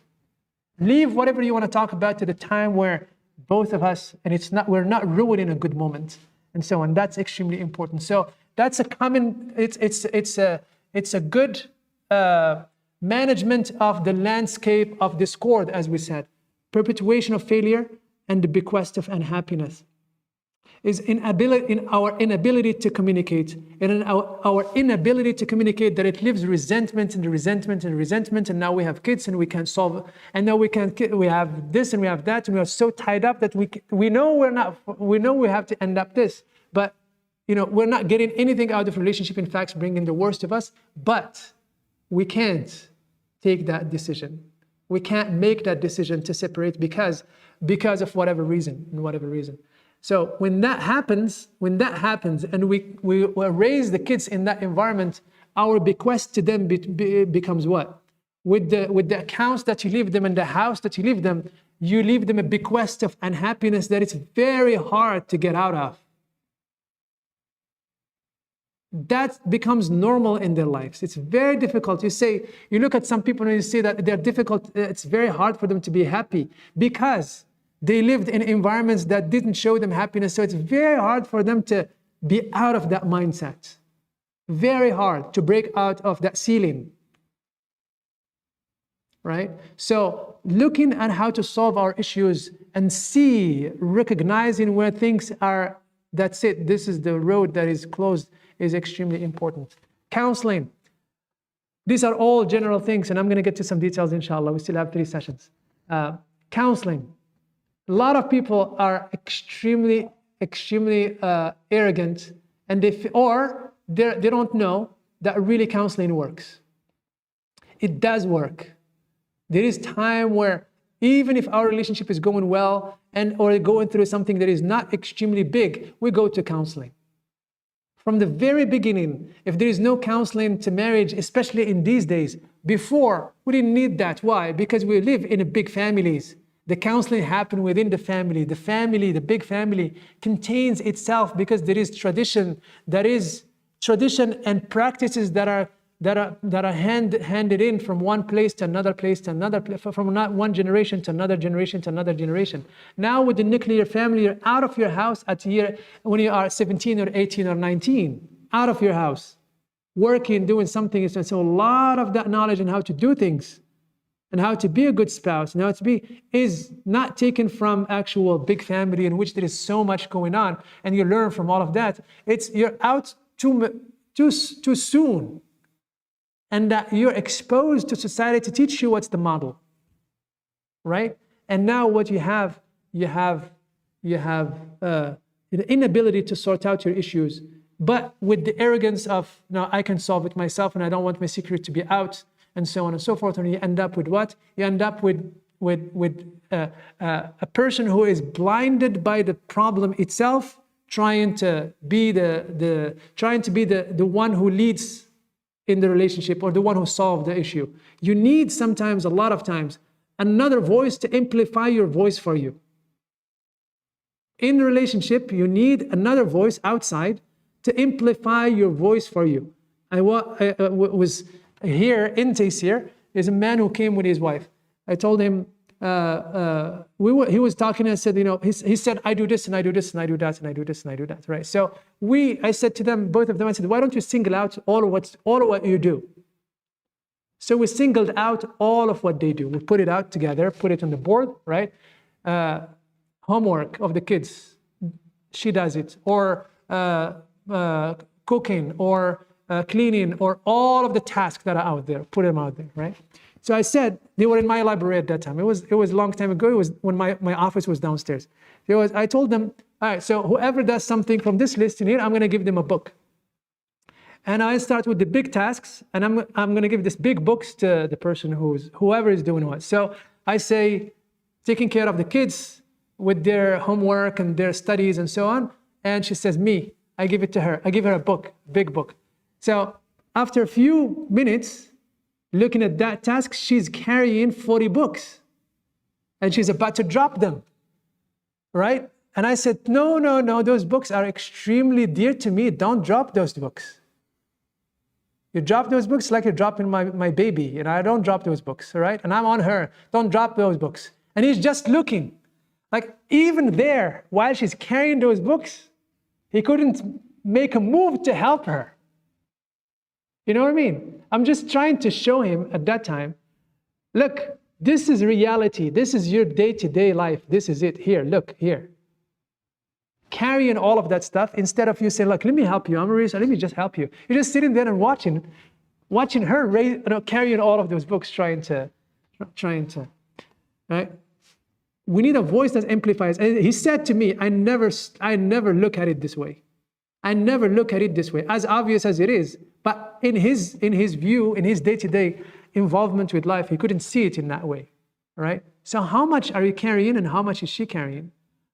And how much you need to make sure that time to time your voice, that which you do, is amplified to you and put to you in a way that you can see it in its reality. You may find he finds all kind of excuses by himself to give himself a lot of legitimacy in that I do a lot. He thinks he does a lot.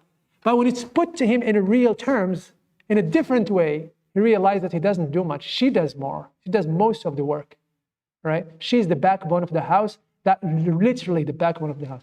And it happens that she just had a surgery on her back, that lady. So she was in pain carrying those books. And I said, look, these are books for a couple of moments and you didn't help. What about carrying the family all of these years and you're not helping, right?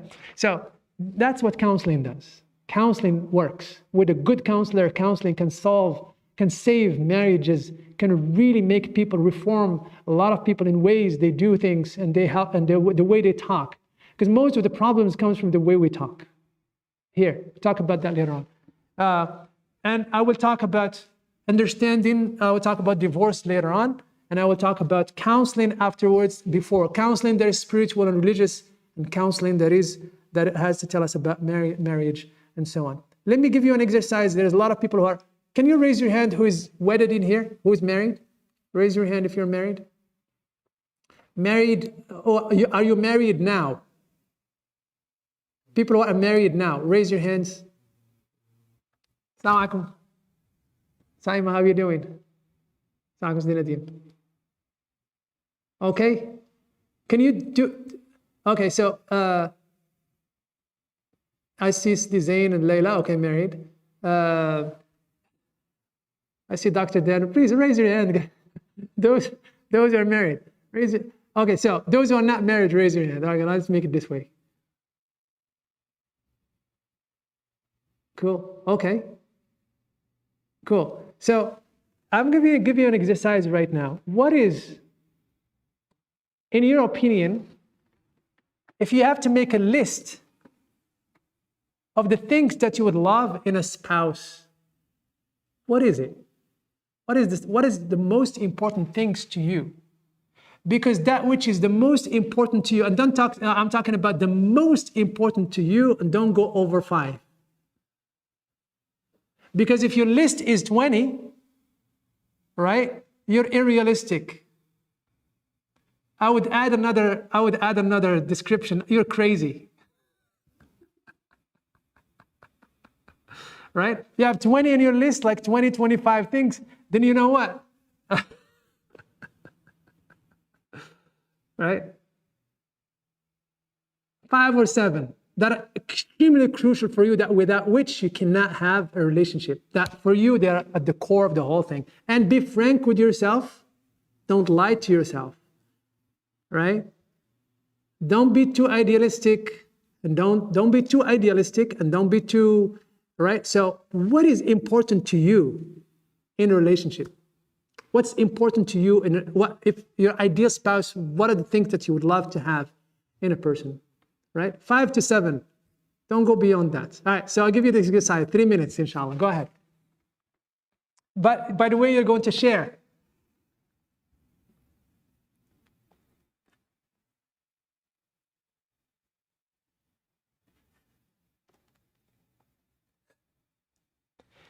That is the first exercise you should do if you're going to get married. What's important for me?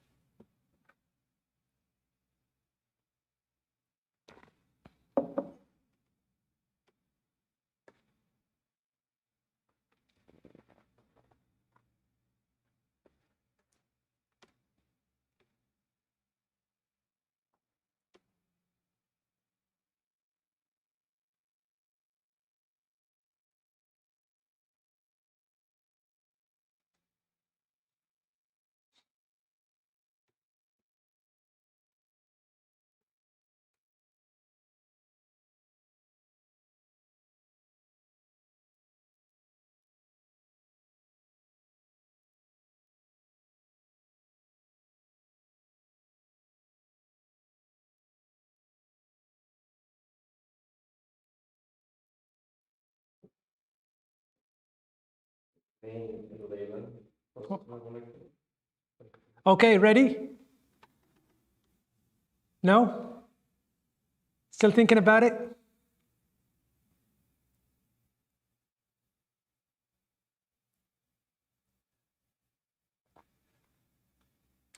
Okay, can we share, please?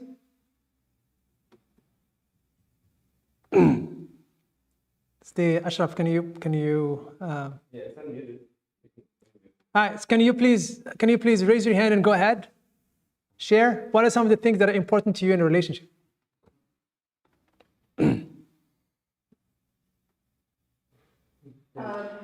So hold on for those who are married. It's an exercise that is extremely important to solidify that which you have in, right? To solidify that, like, okay, so these are important things for me, right? And if you're a spouse in there, that would be great to hear, right? That will make it like a what, Family Feud? What do you call that thing? What do you call that thing? Family Feud? Is that what they call it? Yeah. All right, Samara, go ahead. Okay, so I have I'm sorry. I didn't get a chance to think of like 5, 7. I have 4. Okay, good. My 4 are firstly dedicated to improving being. Second is modesty. Third was being easygoing / open-minded, and the fourth that I have was integrity. Excellent. Very good. Okay, religion, ease in personality. What else? It was modesty. Modesty, integrity. Okay, good.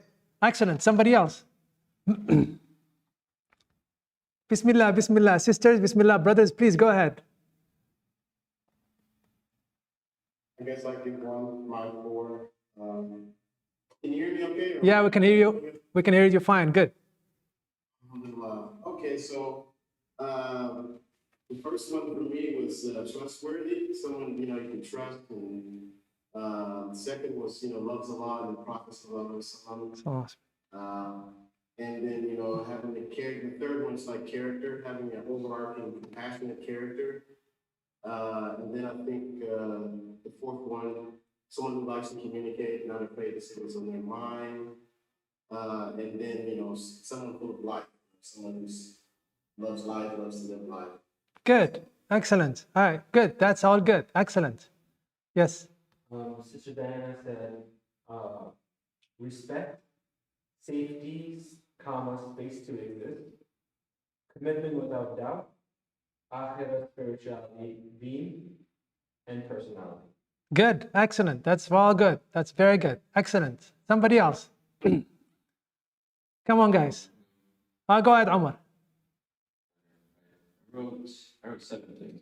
So number 1, supportive and patient. Okay. Number 2, driven.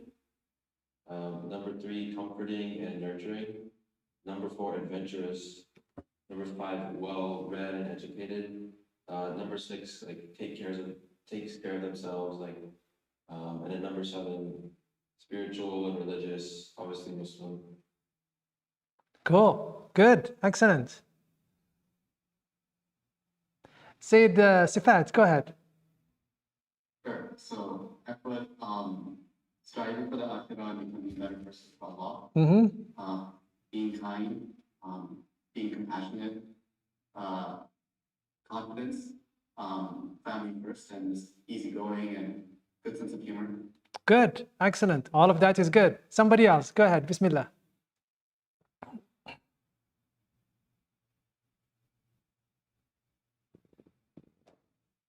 Come on, guys. Come on, ladies.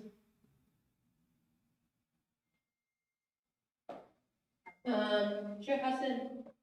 Yes. Muted themselves. Oh, sorry. Yeah. So I align with most of what everyone was saying. I think another thing I would add to more of that being focused is like mental and emotional stability being like a big thing other than being trustworthy and lighthearted, but I really align with it. Sure. Absolutely. Absolutely. Very good. What else? Sister Samra, go ahead. You want to say something? Sorry, cancel that. Okay. So, again, at certain age, we're all idealistic one way or another. Yeah, you have to be realistic, right? Have to be realistic. There is a person who wants to marry this really, in his mind, this person wants to marry the ideal person in his mind, right? The most, everything that he wants in her, and then so he looked and he looked, his family looked, they looked, and so on, and then they found, and then he could not find anybody. Like the guy is like, you know, this one and this one and this one, and that you could reverse that for a girl as well, right? I don't want this one, I don't want this one, I don't want this one, and this one, and whatever. They're all like, you know, they're too idealistic. They couldn't find the girl of his dreams, right? And then one day he found the girl of his dreams. And yes, the girl of my dreams. And then he went to her and she said, you know, it's like, you know, the girl of my dream. She looked at him and he said, but you're not the guy of my dreams, right? You're not the guy of my dreams, so get out of here, right? So one ought to be extremely realistic. At a certain point, we want it all because of our youth, because of our view of the world, because of the view of ourselves, and we want it all, right? And we're blinded by certain things that are ephemeral, that don't define the relationship, or they define it in the wrong way. And we ended up having problems early on, and we can't, you know, and we become trapped in our choices. And the worst thing that kills the relationship from the very beginning is guilt. The guilt of a bad choice. It eats the heart in ways you have no idea. It kills the relationship, stillborn marriages, right? The second thing is that I wanted to say is that, again, I talked about the trap of expectations. You know, you gotta tame your, I want it to be this, I want it to be, you want it all. Yes, we all want it all. But you understand that all only exists in Jannah. That you're still doing it with a human being who have problems and issues, and you will be shocked of some of the issues you're going to be dealing with in the beginning of the marriage. I'll give you an example, just a silly example. If your spouse put their socks all over the places and you're a person who is like, don't want to see socks around, you're going to be ticked off anytime you come to that room or you come to them to that house. And it's not a small thing for you. It's not a small thing for you, it's a small thing for them. Just giving you an example. So we have to tame our expectations, and we have to understand that we're getting into a relationship where we have to really adapt, give a lot of ourselves to take from the relationship, right? So I told you what's in your list, and everybody have to have a list. Everybody, don't come to the marriage, especially in modern time, right now in here, and you don't know what you're wanting from this relationship and what do you want from your, and you talk about that, and you talk about that, and you talk about that, right? First, this is things that has to be there in your list no matter what. They have to be in your list if you care, if you want to embody and to replicate the model of Islam, the Islamic model, then this is what, these have to be part of your faith and the religion. They prioritize their religion. Because if they don't, the first person who's going to pay the price is you.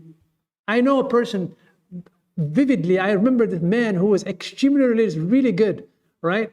He married a sister of his friend who used to be his roommate, really good. But she never cared for religion. Never cared for religion. He find the guy really good. He was his roommate. He's really good. Prayer for Salat al-Fajr, going to the halaqas, attending this, and being very given for the sake of Allah subhanahu wa ta'ala.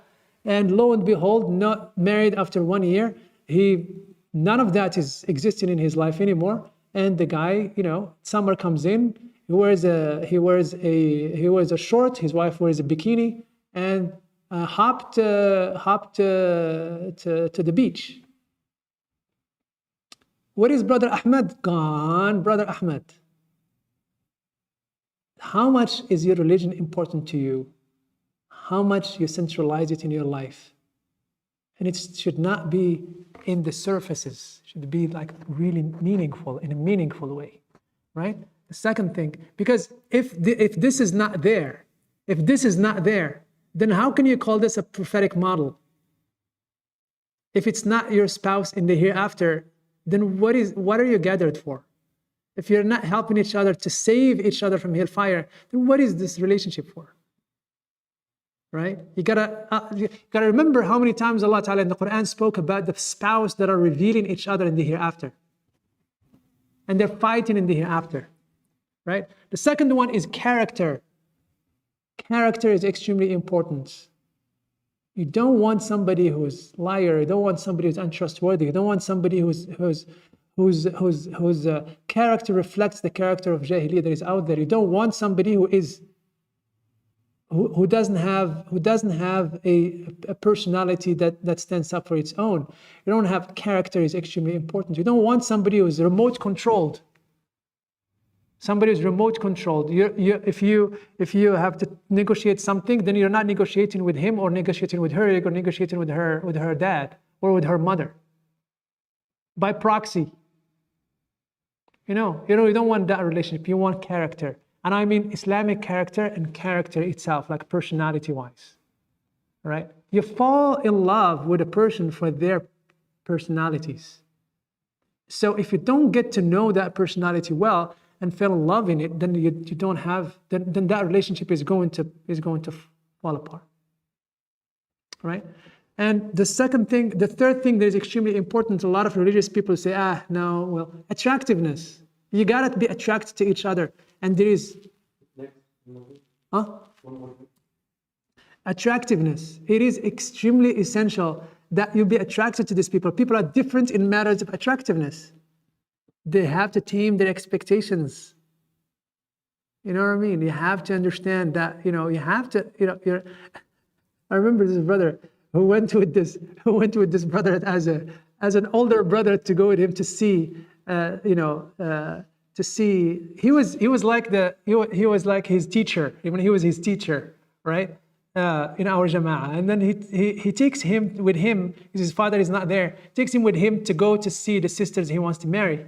So he took him to this house of this good family he doesn't want. So like, oh no, this and that. And then the other one, and then the third one. And then he's always like, oh, there is something about the girl, something. So he said at the end, it's like, my brother Muhammad, look, they're not good looking. So the man brought a mirror to him. He brought a mirror to him and he said, look at yourself, and man, look at yourself. I mean, look at yourself. Are you like, yeah. So this is a joke. I mean, this is a real thing. It happens in reality, and I say it as a joke. But one has to have expectations that are. I'm not saying that you should not make that as part of what you want. If this is important to you, you have to put it as important to you, and don't shove it somewhere. It's not unimportant. It is important that you be attracted to the other person. Physically attracted to the other person, emotionally attracted to that person. If that attractiveness is not there, and you don't see it going nowhere in that regard, because sometimes that attractiveness can be built upon, can be built. There is the foundations are there, and you work with them until you love them. But sometimes you can't. They are not there for you. It doesn't mean that the other person is not looking good. It's not the type that you find yourself with. That is, if this is something that you don't like. And you don't jeopardize that. Do not jeopardize it. If attractiveness is extremely important to you, then at certain level, then it's okay. But don't go beyond, right? But don't give it up completely. But because that's not how it is. It's going to come back and haunt you later on, right? Personality. You get attracted to personality, right? It is extremely important. Right? Lineage, where are they coming from? Where is the person coming from? What's the environment they were built in? I'm not talking that they have to have like some lineage, but at least know the family, know the people that you're, because a lot of times, a lot of problems are solved because you fell in love with the family, and with the in-laws, you build with them a really beautiful relationship that by itself becomes soother for the relationship when it goes through hardship. Just you being part of that family makes it so easy that you don't want to give up on that relationship, because you know what I mean? You don't want to give up on that relationship, right? And that is difficult for a lot of our converts, our brothers and sisters who are convert. And in here, one has to be part of that family as well, as much as they can. As much as they can, as much as the Sharia allows, as much as the mercy of Islam allows.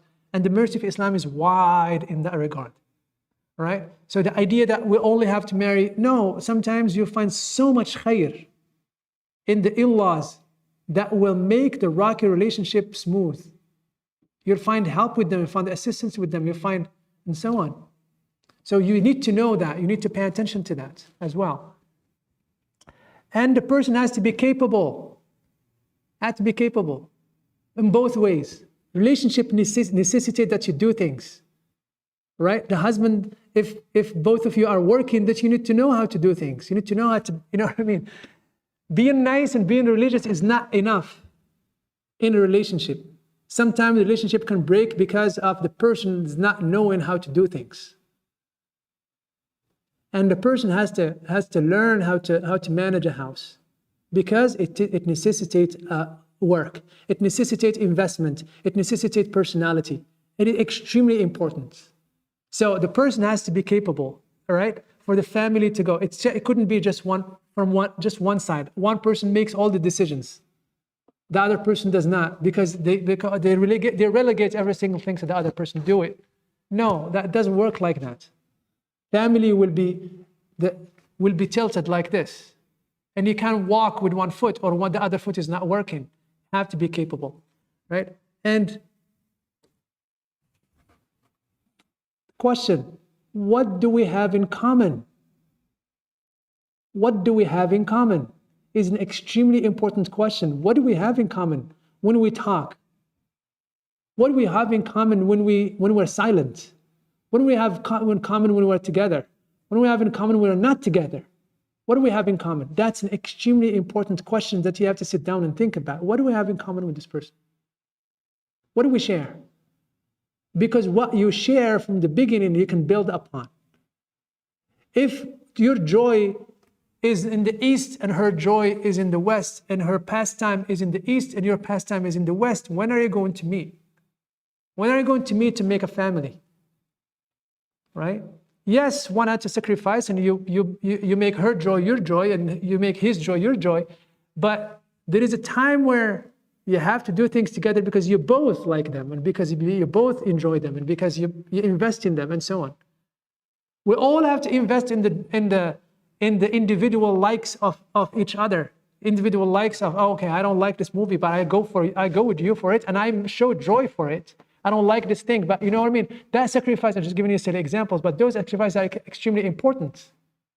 And it's not just about you. But at the end of the day, even when we have our different separate choices, they have to have something in common. Otherwise, there is no much that is going, this relationship is going to be two people that are roommates more than the people that are married. I wanted to go over your spouse in the hereafter, the core of the relationship, what type of Islam, and I wanted to talk a little bit about what do we mean by spirituality in here, and what do we mean by, how do we mend our differences, how do we weather the storms, your share of the world, like how do we engage in the dunya, the finances and all of that, and so how do we grow? We grow together, we grow apart. What is the minimum of a good treatment? Right? So on. So we talk about this, inshallah, bidnillah.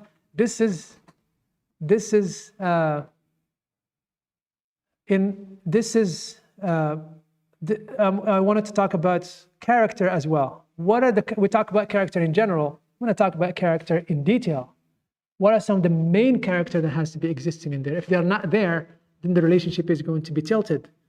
Right? So all of these things that we talked about in general, I would like, inshallah, to really specify on it and talk about it a little more, and talk about conflict resolution, talk about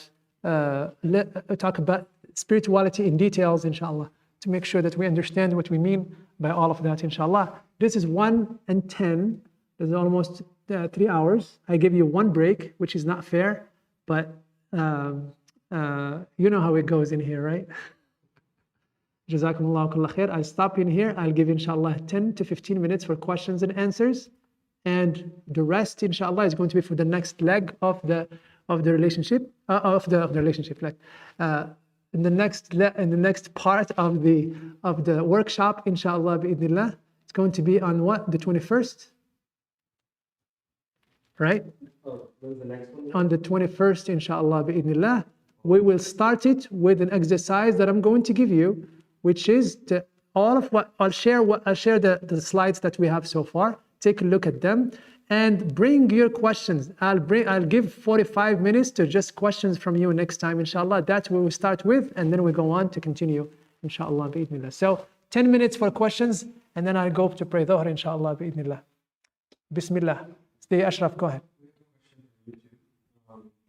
How can you address laws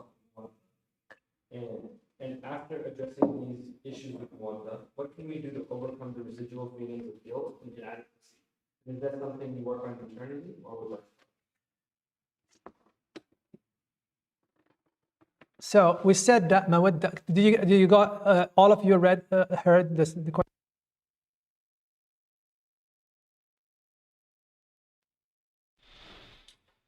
When one partner, how can you address your partner's flaws with Muwatta? And after addressing these issues with Muwatta, what can we do to overcome the residual feelings of guilt and inadequacy? And is that something we work on internally or with our spouse?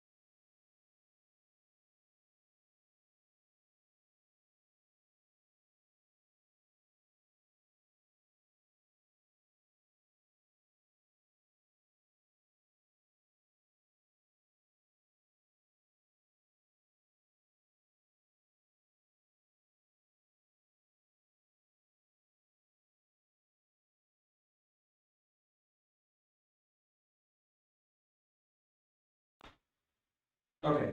What about now? Can you guys hear?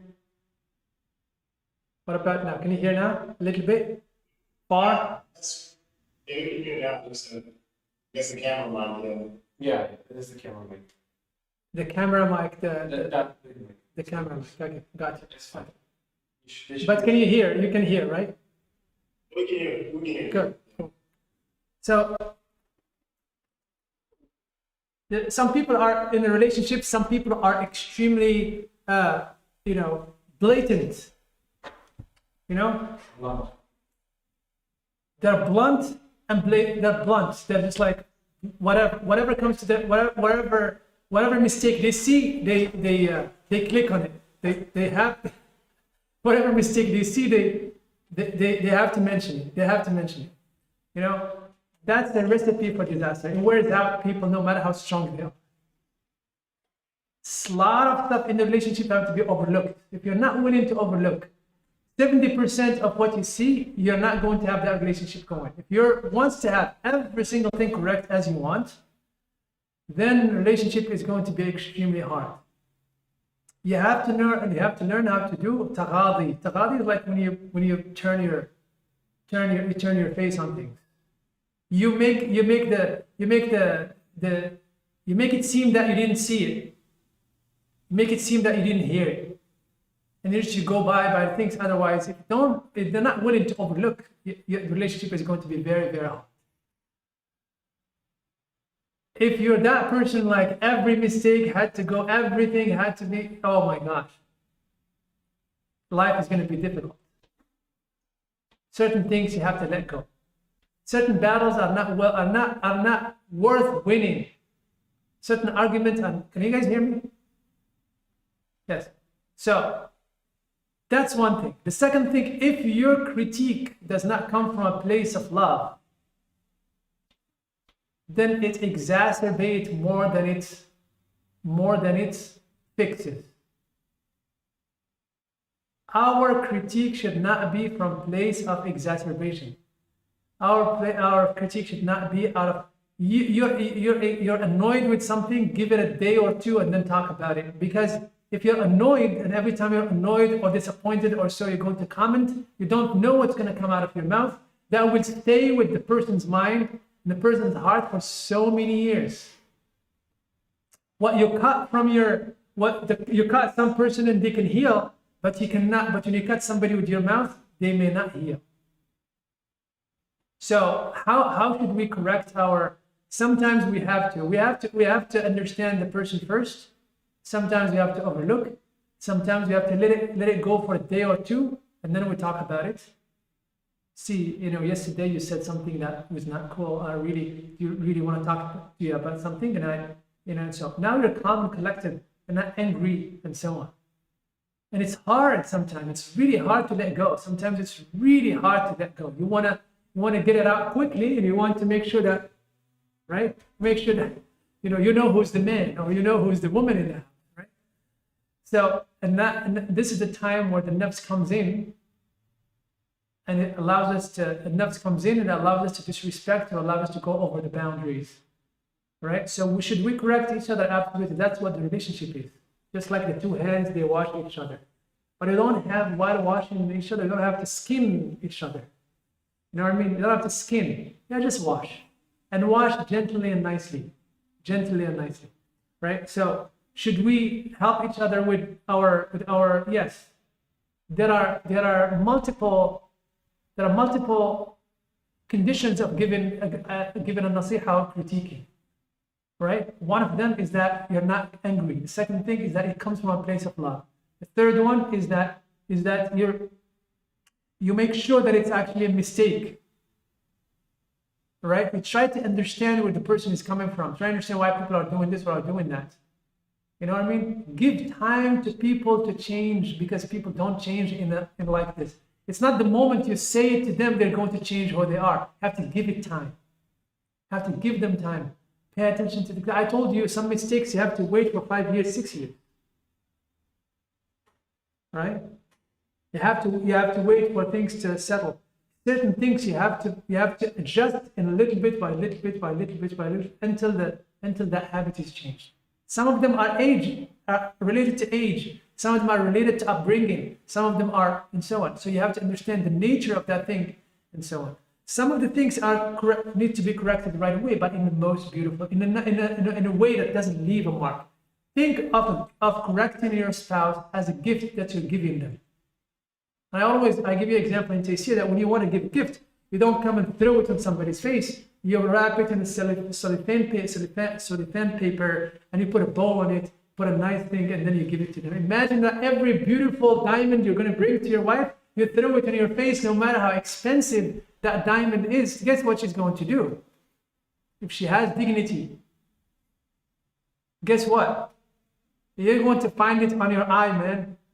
You're going to find it back to yourself. So, same thing, sister, same thing, same thing. It goes both ways. You are not doing this, you're not doing, like, especially on public, you're criticizing each other on public is a really sad thing. I'm sitting in a gathering, we're talking about what we're talking about right now, and sister Sarah's like, well, my husband is lazy, doesn't want to do anything. Like I don't want the earth to open so I can hide in it. I don't want to answer this question. You just insulted your husband in front of 70 people. Right? So that is extremely no, absolutely. Now we cover each other until we find time to talk about it. Certain things are, we call it the speech or the talk of the pillow. Right? When we share the pillow, that's the time. There is certain things I'm going to talk to them. That's the time we share the pillow, and there is level of closeness and so on and so forth. And then, today this and that. And so sometimes it's I talk in general. I don't have to specify. I don't talk in general. Sometimes I critique that which other people do, and I know it's done in my house. And by critiquing what other people are doing somewhere else, you're talking to a smart person, they're getting the point. And give it time. It is wisdom involved in that. But the no is critiquing all the time, like everything, every fly that flies on the earth had to be shot down. No, that's the life that is that's a really sad life. I don't want to be in that place. I don't want to be in that place. Yeah, the guilt that comes with it, again, I always say that two things eat the heart of the human being, guilt and remorse, right? Guilt and remorse. So, it should be easy for us to apologize. If the person does not want to apologize and find it difficult to apologize, then that's a sign that there is arrogance in them that's really difficult to remedy. Arrogance is very difficult to remedy. It destroys relationships. So what do we have to do? Apologize, easy. Apologize. Easy. The Prophet ﷺ talked to us about a beautiful model in here. He said that a man, may Allah elevate a man who comes to his wife and she's upset with him. And he said, by Allah, I will not eat until you're happy with me. By Allah, I will not touch, I will not eat or do anything until you're happy with me. I will nothing, which means that life is not beautiful until you're happy with me. And may Allah elevate a woman that when she sees her husband unhappy, she said, oh, by Allah, oh spouse, by Allah, I will not touch the food until you're happy. And, in the service of each other, if you're not willing to serve and sacrifice and apologize, before you know what the mistake is, to safeguard the relationship and to make sure that you're not, give people time to struggle with their emotions if they are angry or they're upset. And so don't make it that, they are, oh, forgive me right now. No, she doesn't want to forgive you right now. He doesn't want to forgive him a day or two or even 3. And after 3 days, you talk about it again and see where you're at. Give some people space to deal with those emotions. That's extremely important in a relationship. Not every single thing has to be solved right now. Not every single thing has to be answered right now. Don't be selfish. It's not about the person right now. It's about you. It's about you feeling good rather than the person feeling good after you said some word to hurt them or something, or did something or whatever. So feeling that rushing to apologize to safeguard the heart of the other person. The most precious thing is the heart of the other person. And you make sure that it doesn't have resentment, doesn't have grudge, and it's easily cleaned if there is such thing. Easily. Do whatever, with the gift, with whatever, and make sure that sometimes, even if you are the person who have been unjustly dealt with or something like that, you go and you buy a gift to make sure that the relationship is continuing. This is how much you invest in the other person. This is how much they should invest in you as well. Right? Questions? I have 5 minutes. I have one question, Chef. Can you hear me? Yes, I can hear you very well. I said, I was looking, like, how do you look at Dean, you know, as a, because I see that word used a lot when we say like Dean as like what we want in a partner, and then I think about like the levels of Dean, you know, where I've seen, you know, like they talk about the Islam, and this, I don't know the terminology for that, but Islam and Iman. And so, and I remember also you spoke before about civic, you know, and various these levels of truth, and how some of the levels of civic will help you if you're missing some of the academic or some of the outwardly things, but if you're missing, you know, if you have Islam but no civic, then you're kind of, you know, you're in a spot of. So I was kind of wondering about that when you're looking for some, you know, a partner. Of course, I think for all of us here, as Muslims, we're going to want someone who's also a Muslim, who's a believer, you know. So I was kind of wanting your opinion on that when you're looking at like a partner. How do you look at kind of the, you know, those different levels of sin, and then the deed and everything like that, how they kind of interact with you know, the relationship. Jazakallah kul khair, brother Rashad. There is a huge slide that is coming on this, inshallah. Next time we start with it, it's going to be close, inshallah. I'm going to go in this in details, inshallah.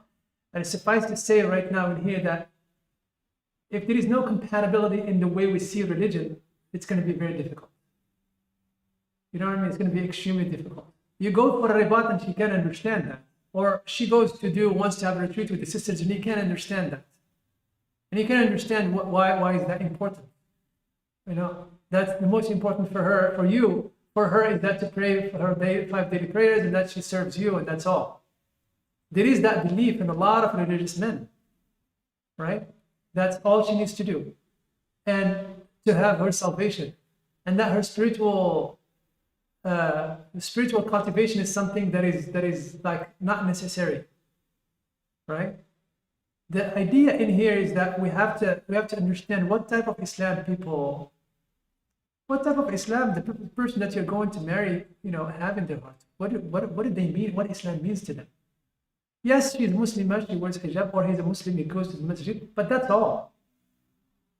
And you want from your relationship, you yourself, you want from your relationship more than that. You want somebody that you can wake you up for Qiyam, and you wake up for Qiyam, and you have a common goal to become good with Allah subhanahu wa ta'ala, and you're serious about it. It takes so much of your day, it takes so much of your life, it takes so much of your commitment. If you marry somebody who's just they want to do their 5 daily prayers and have nothing to do with the community, you're going to struggle. Right? So those are things that one had to ask about from the very beginning and have to see. What are you committed to? What type of Islam? You can invite people for Qiyam and she says, oh my gosh, this is extreme, too much. Or he said, you invite your sister to pray with you at night and you do dhikr and you bring people to the house and it becomes overwhelming for the person. Like, oh, that's too much. Right? So what is it that you have to sit down and talk about? What do you expect in the relationship religiously? You know what I mean? And you be careful. Sometimes we're too idealistic that we want to marry Rabi al-Adawiyya. We want to marry saint of the saints, men and women. And if the people are on the path and they have good understanding, they have good character, it's enough. They may not be all of what we want now, but inshallah, they will be what we want in the next few years. Just like I'll be what they want for the next few years as well. As long as there's a good understanding, there's commitment, a lot of things can be, you know what I mean? A lot of things can be remedied. People are easygoing, they can learn, and they can be committed. They find good in it, they have no objection to it, they don't have inner arrogance in their heart, even if they're not on that level, but they're willing to go or willing to learn. That's great. That's what you want. You know what I mean? They don't have to be somebody else that you have in mind. They don't have to compare. If you find a good person with a good heart, with commitment to Islam, and they are willing to invest in it, alhamdulillah, that's great. It's not necessary that you have have to have all of the fiqh, how many classes you take, and no, that's ridiculous. That is ridiculous. And honestly, it tells you nothing about the person, right? So that's that. But there's plenty of stuff that we'll talk about that regarding this later. Question? Yes? My question was from Brother Safat. Please feel free to answer this question at the next session. Well, we talk about how all this applies in the premarital stage. Like, how do we know about the premarital stage that you're with a friendship? How do you carry on that relationship before the contract is made? I'm asking in the context that these things like parent approval are there, etc. Yes. Repeat it again, please. Sure. Please feel free to answer this question at the next session. Well, we talk about how all this applies in the premarital stage. Like, how do we know at the premarital stage that you are right for each other? Yeah. How do you carry on that relationship before the contract is made? I'm asking in the context of things like parent approval are there, and etc. I will talk about this, inshallah, definitely. We'll talk about this definitely. It suffice to say in here that in American context, we still didn't figure out a good way to facilitate the premarital relationships, like before the actual contract. We're still in the liminal state. It's like in the twilight zone. We don't follow the culture as it is, and we're not completely with the American way, the modern way of doing it, and we're like in somewhere in between in there. We're trying to hold on to some tradition, but it's, life is standing in the way, and it's difficult and it's hard. So we're having difficulty in that regard, right? We're leaving it, the masajids and the communities are leaving it to families to navigate this and to young people to navigate this as they go. And it's hard. It's really hard. And it's getting harder even more now with all what's going on in MSAs and all of that and so on. So, we have to find a way. We have to find a way that has to do with our Sharia, that has to do with the Prophet ﷺ, Sunnah, and so on and so forth. We have to find a way to give them space in which they can know each other that is in a safe way, that can know each other and don't find themselves against the Sharia of the Prophet ﷺ. I have suggestions, we can talk about that later on, but we have to create safe places, safe spaces for them. They can get to know each other and so on, right? Taysir, for example, like the halaqas, like the places where people can get together and find people to facilitate those relationships and get to know each other and find and bridge and get to know each other, right? And get to love each other and get to see each other in different ways and get to see the ideas without being staged. You know what I mean? The problem is when a person comes from the East and want to marry one from the East, what do they know from each other? What do they know about each other? It's the staged. I put a persona and I face you with that, and I think that's who I am and the other person, but I give you the best of me, right? But when you see me in different classes and different this and this and that, and you see I get angry about this idea, and so now you show me that's how it goes. So we have to create spaces like that, but we also have other ideas we can talk about. So Diana, you're laughing. What's the say it? It was just a reflection on something that you said. It was just. All right. Okay, so say the Ashraf, go ahead. Sister Mario said, will we talk about the idea of being made from the same soul? I'm curious if there's truly one other half, or if you grow into that as your marriage grows with someone. It's not that's the thunderbolt theory. The thunderbolt theory of love, and so is a Hollywood thing. Like if you look at how Allah subhanahu wa ta'ala described marriage, right? He talked about the marriage and about the love that is put in our hearts and the love and the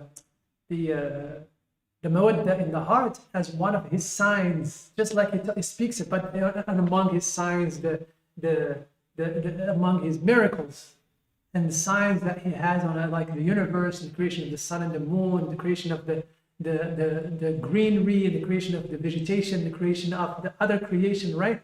And he among those, Allah Ta'ala in Surah Al-Rum is citing all of those miracles, right? And all of those signs of his that are so obvious. And he speaks about the sign of bringing the heart of a man and woman in love and mawadda. Now, what's miraculous about that? What's miraculous about it that Allah is speaking about it in the context of creation of heavens and earth and creation of the miraculous things? And he talks about that is a miracle by itself, just bringing the heart together, right? What's miraculous if it's left to you to know the person for like 6 years, 7 years, and having relationship, boyfriend and girlfriend? There is no miracle in it. You know what I mean? There is no miracle in that. The miracle is when you don't know this person really well at all, and then you get to marry, and then Allah Ta'ala put that love and that mawadda between you. It's investment that grows over time. Sometimes it starts early and it starts really fervent early and so on. And sometimes you invest in it and it grows and grows. It starts with a spark of likability or liking the person. And then it grows and grows and grows. You invest in it just like you invest in it, you nurture it, you nourish it just like you nurture a sprout that you put, and you protect it just like you protect a very fragile plant, and it makes it until it grows into a beautiful tree that gives fruit and gives shades and protects and so on and so forth. That's how it is. Otherwise, look at our parents and so on. They didn't have I'm talking about my parents. Not the type of relationship we expect, like, it has to be with this love that is so manifest and so on and the thunderbolt. No. They married an arranged marriage and it was good. You know what I mean? It was good. You may not think of it in the modern, in your way that this is something, but look at how you have to see how they look at it, they themselves, in their own terms, in their own ways, right? And it differs from one person to another person. But I'm just looking at the majority of the relationship that has been like old aged people, and our parents and our grandparents and so on and so forth. There is a lot of love and mawadda that may not be expressed the way we express our love right now, but there is so much love and so much mawadda between them, right?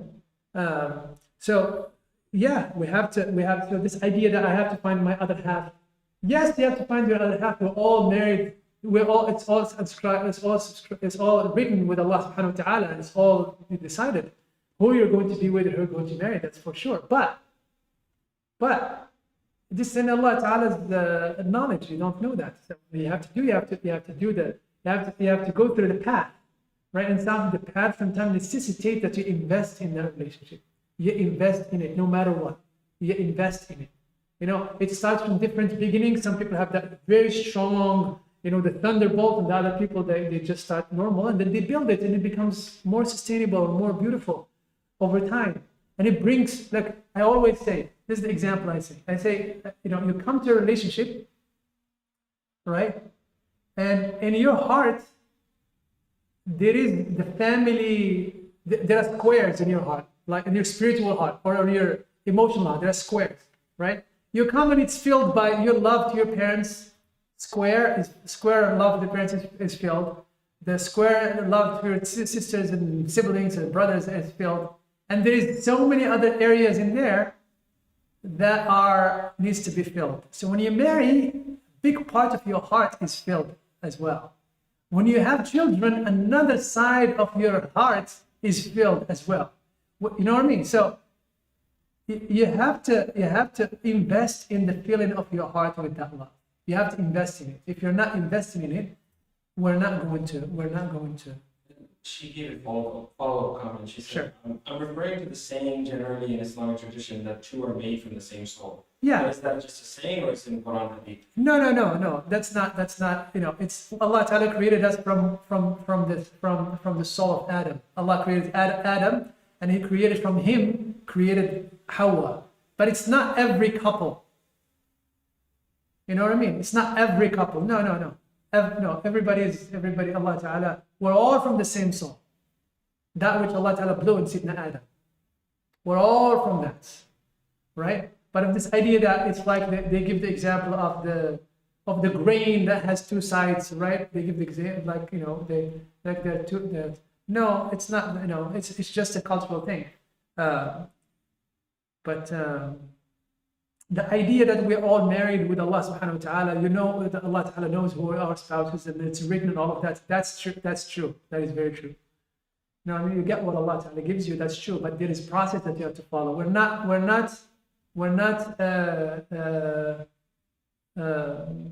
Jabriya? We're not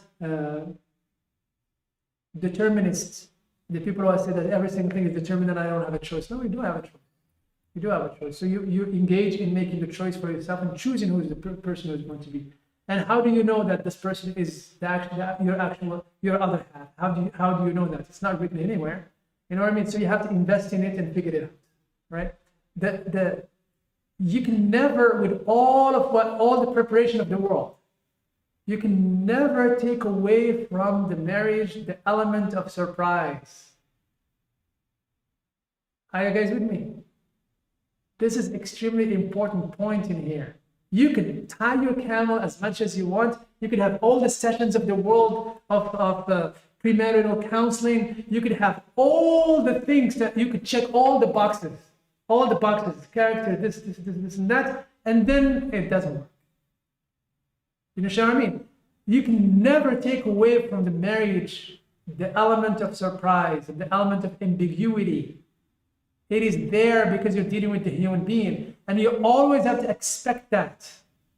You always have to expect that. You can never rely only on no. You have to go to the relationship knowing that you may be surprised with things.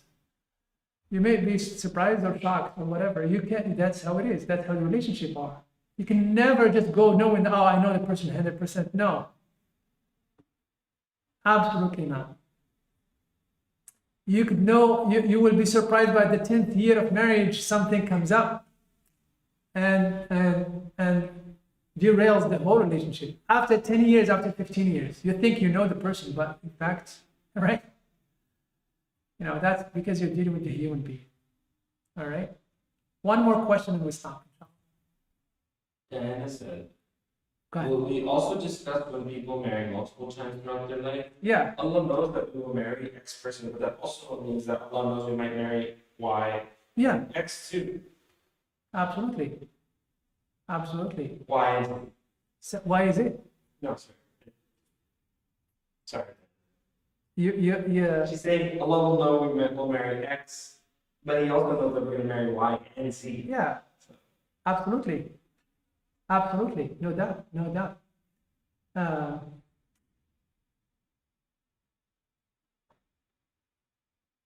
You know, I have a very strong, this is again, and I know that whatever, does this stuff getting recorded in YouTube and stuff? Yeah. I'm not saying it. I'm not saying it. I'm sorry. I had another question. Disable the recording. Say it again. I said just disable the recording now. Disable the recording. Disable the recording right now. But do I trust you all?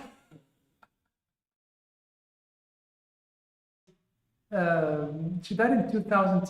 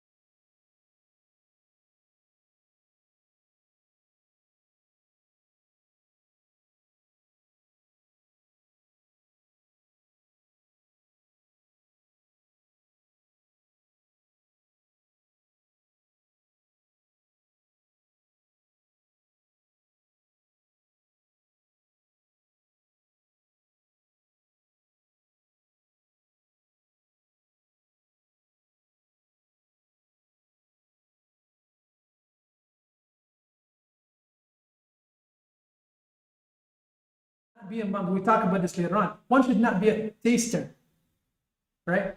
The Prophet ﷺ said, "La'anallahu dhawaqina minkum wa-dhawaqat," which means that I taste this person, I don't like something but them, and I drop them. I taste this person, I don't like it. Men and women, right? He said, God cursed those who do that in their relationship. They're not serious about it, and they never invest in anybody or anything. They don't invest in the relationship. And they only want to have fun sometimes and taste and then to move on to another person, to another person, to another person. He said, La'anallahu. This is a very strong word, right? there will be an investment in people. You go with good faith and so on. But if you, with good faith in investment in the relationship, you see that it's not yours, it is not yours. It is what it is. Prophet did it. We talk about this later on, inshallah.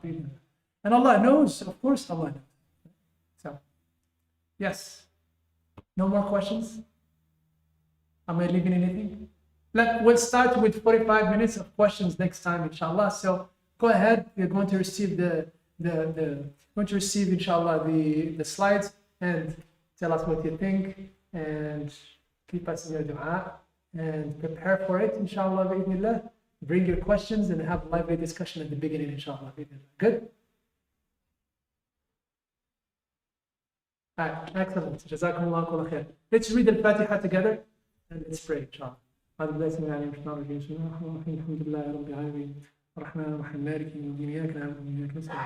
اهدنا الصراط المستقيم صراط الذين أنعمت عليهم غير المغضوب عليهم آمين.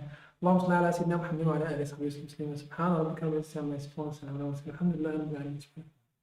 Jazakumullah kulla khair. May Allah Ta'ala accept from you. Allah Ta'ala reward you. I hope this was beneficial. Had a good time, alhamdulillah. And it's really good to come back to Taysir. Alhamdulillah. It's really nice to come back to Taysir. Jazakumullah kulla khair. Assalamu alaikum wa rahmatullahi wa barakatuh. الله أكبر الله أكبر أشهد أن لا إله إلا الله أشهد أن لا إله إلا الله أشهد أن محمدا رسول الله أشهد أن محمدا رسول الله حي على الصلاة حي على الصلاة حي على الفلاح حي على الفلاح الله أكبر الله أكبر لا إله إلا الله لا إله إلا الله وحده لا شريك له له الحمد لله وحي لا يموت له الخير والنصير ولا تشرك به بسم الله ربا اسلام دينا محمد صلى الله عليه وسلم.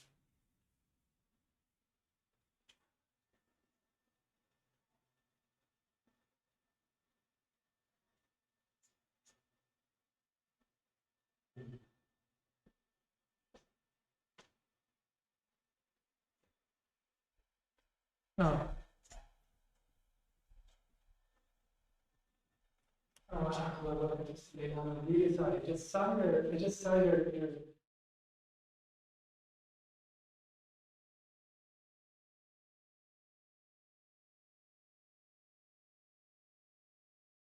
inshallah next time.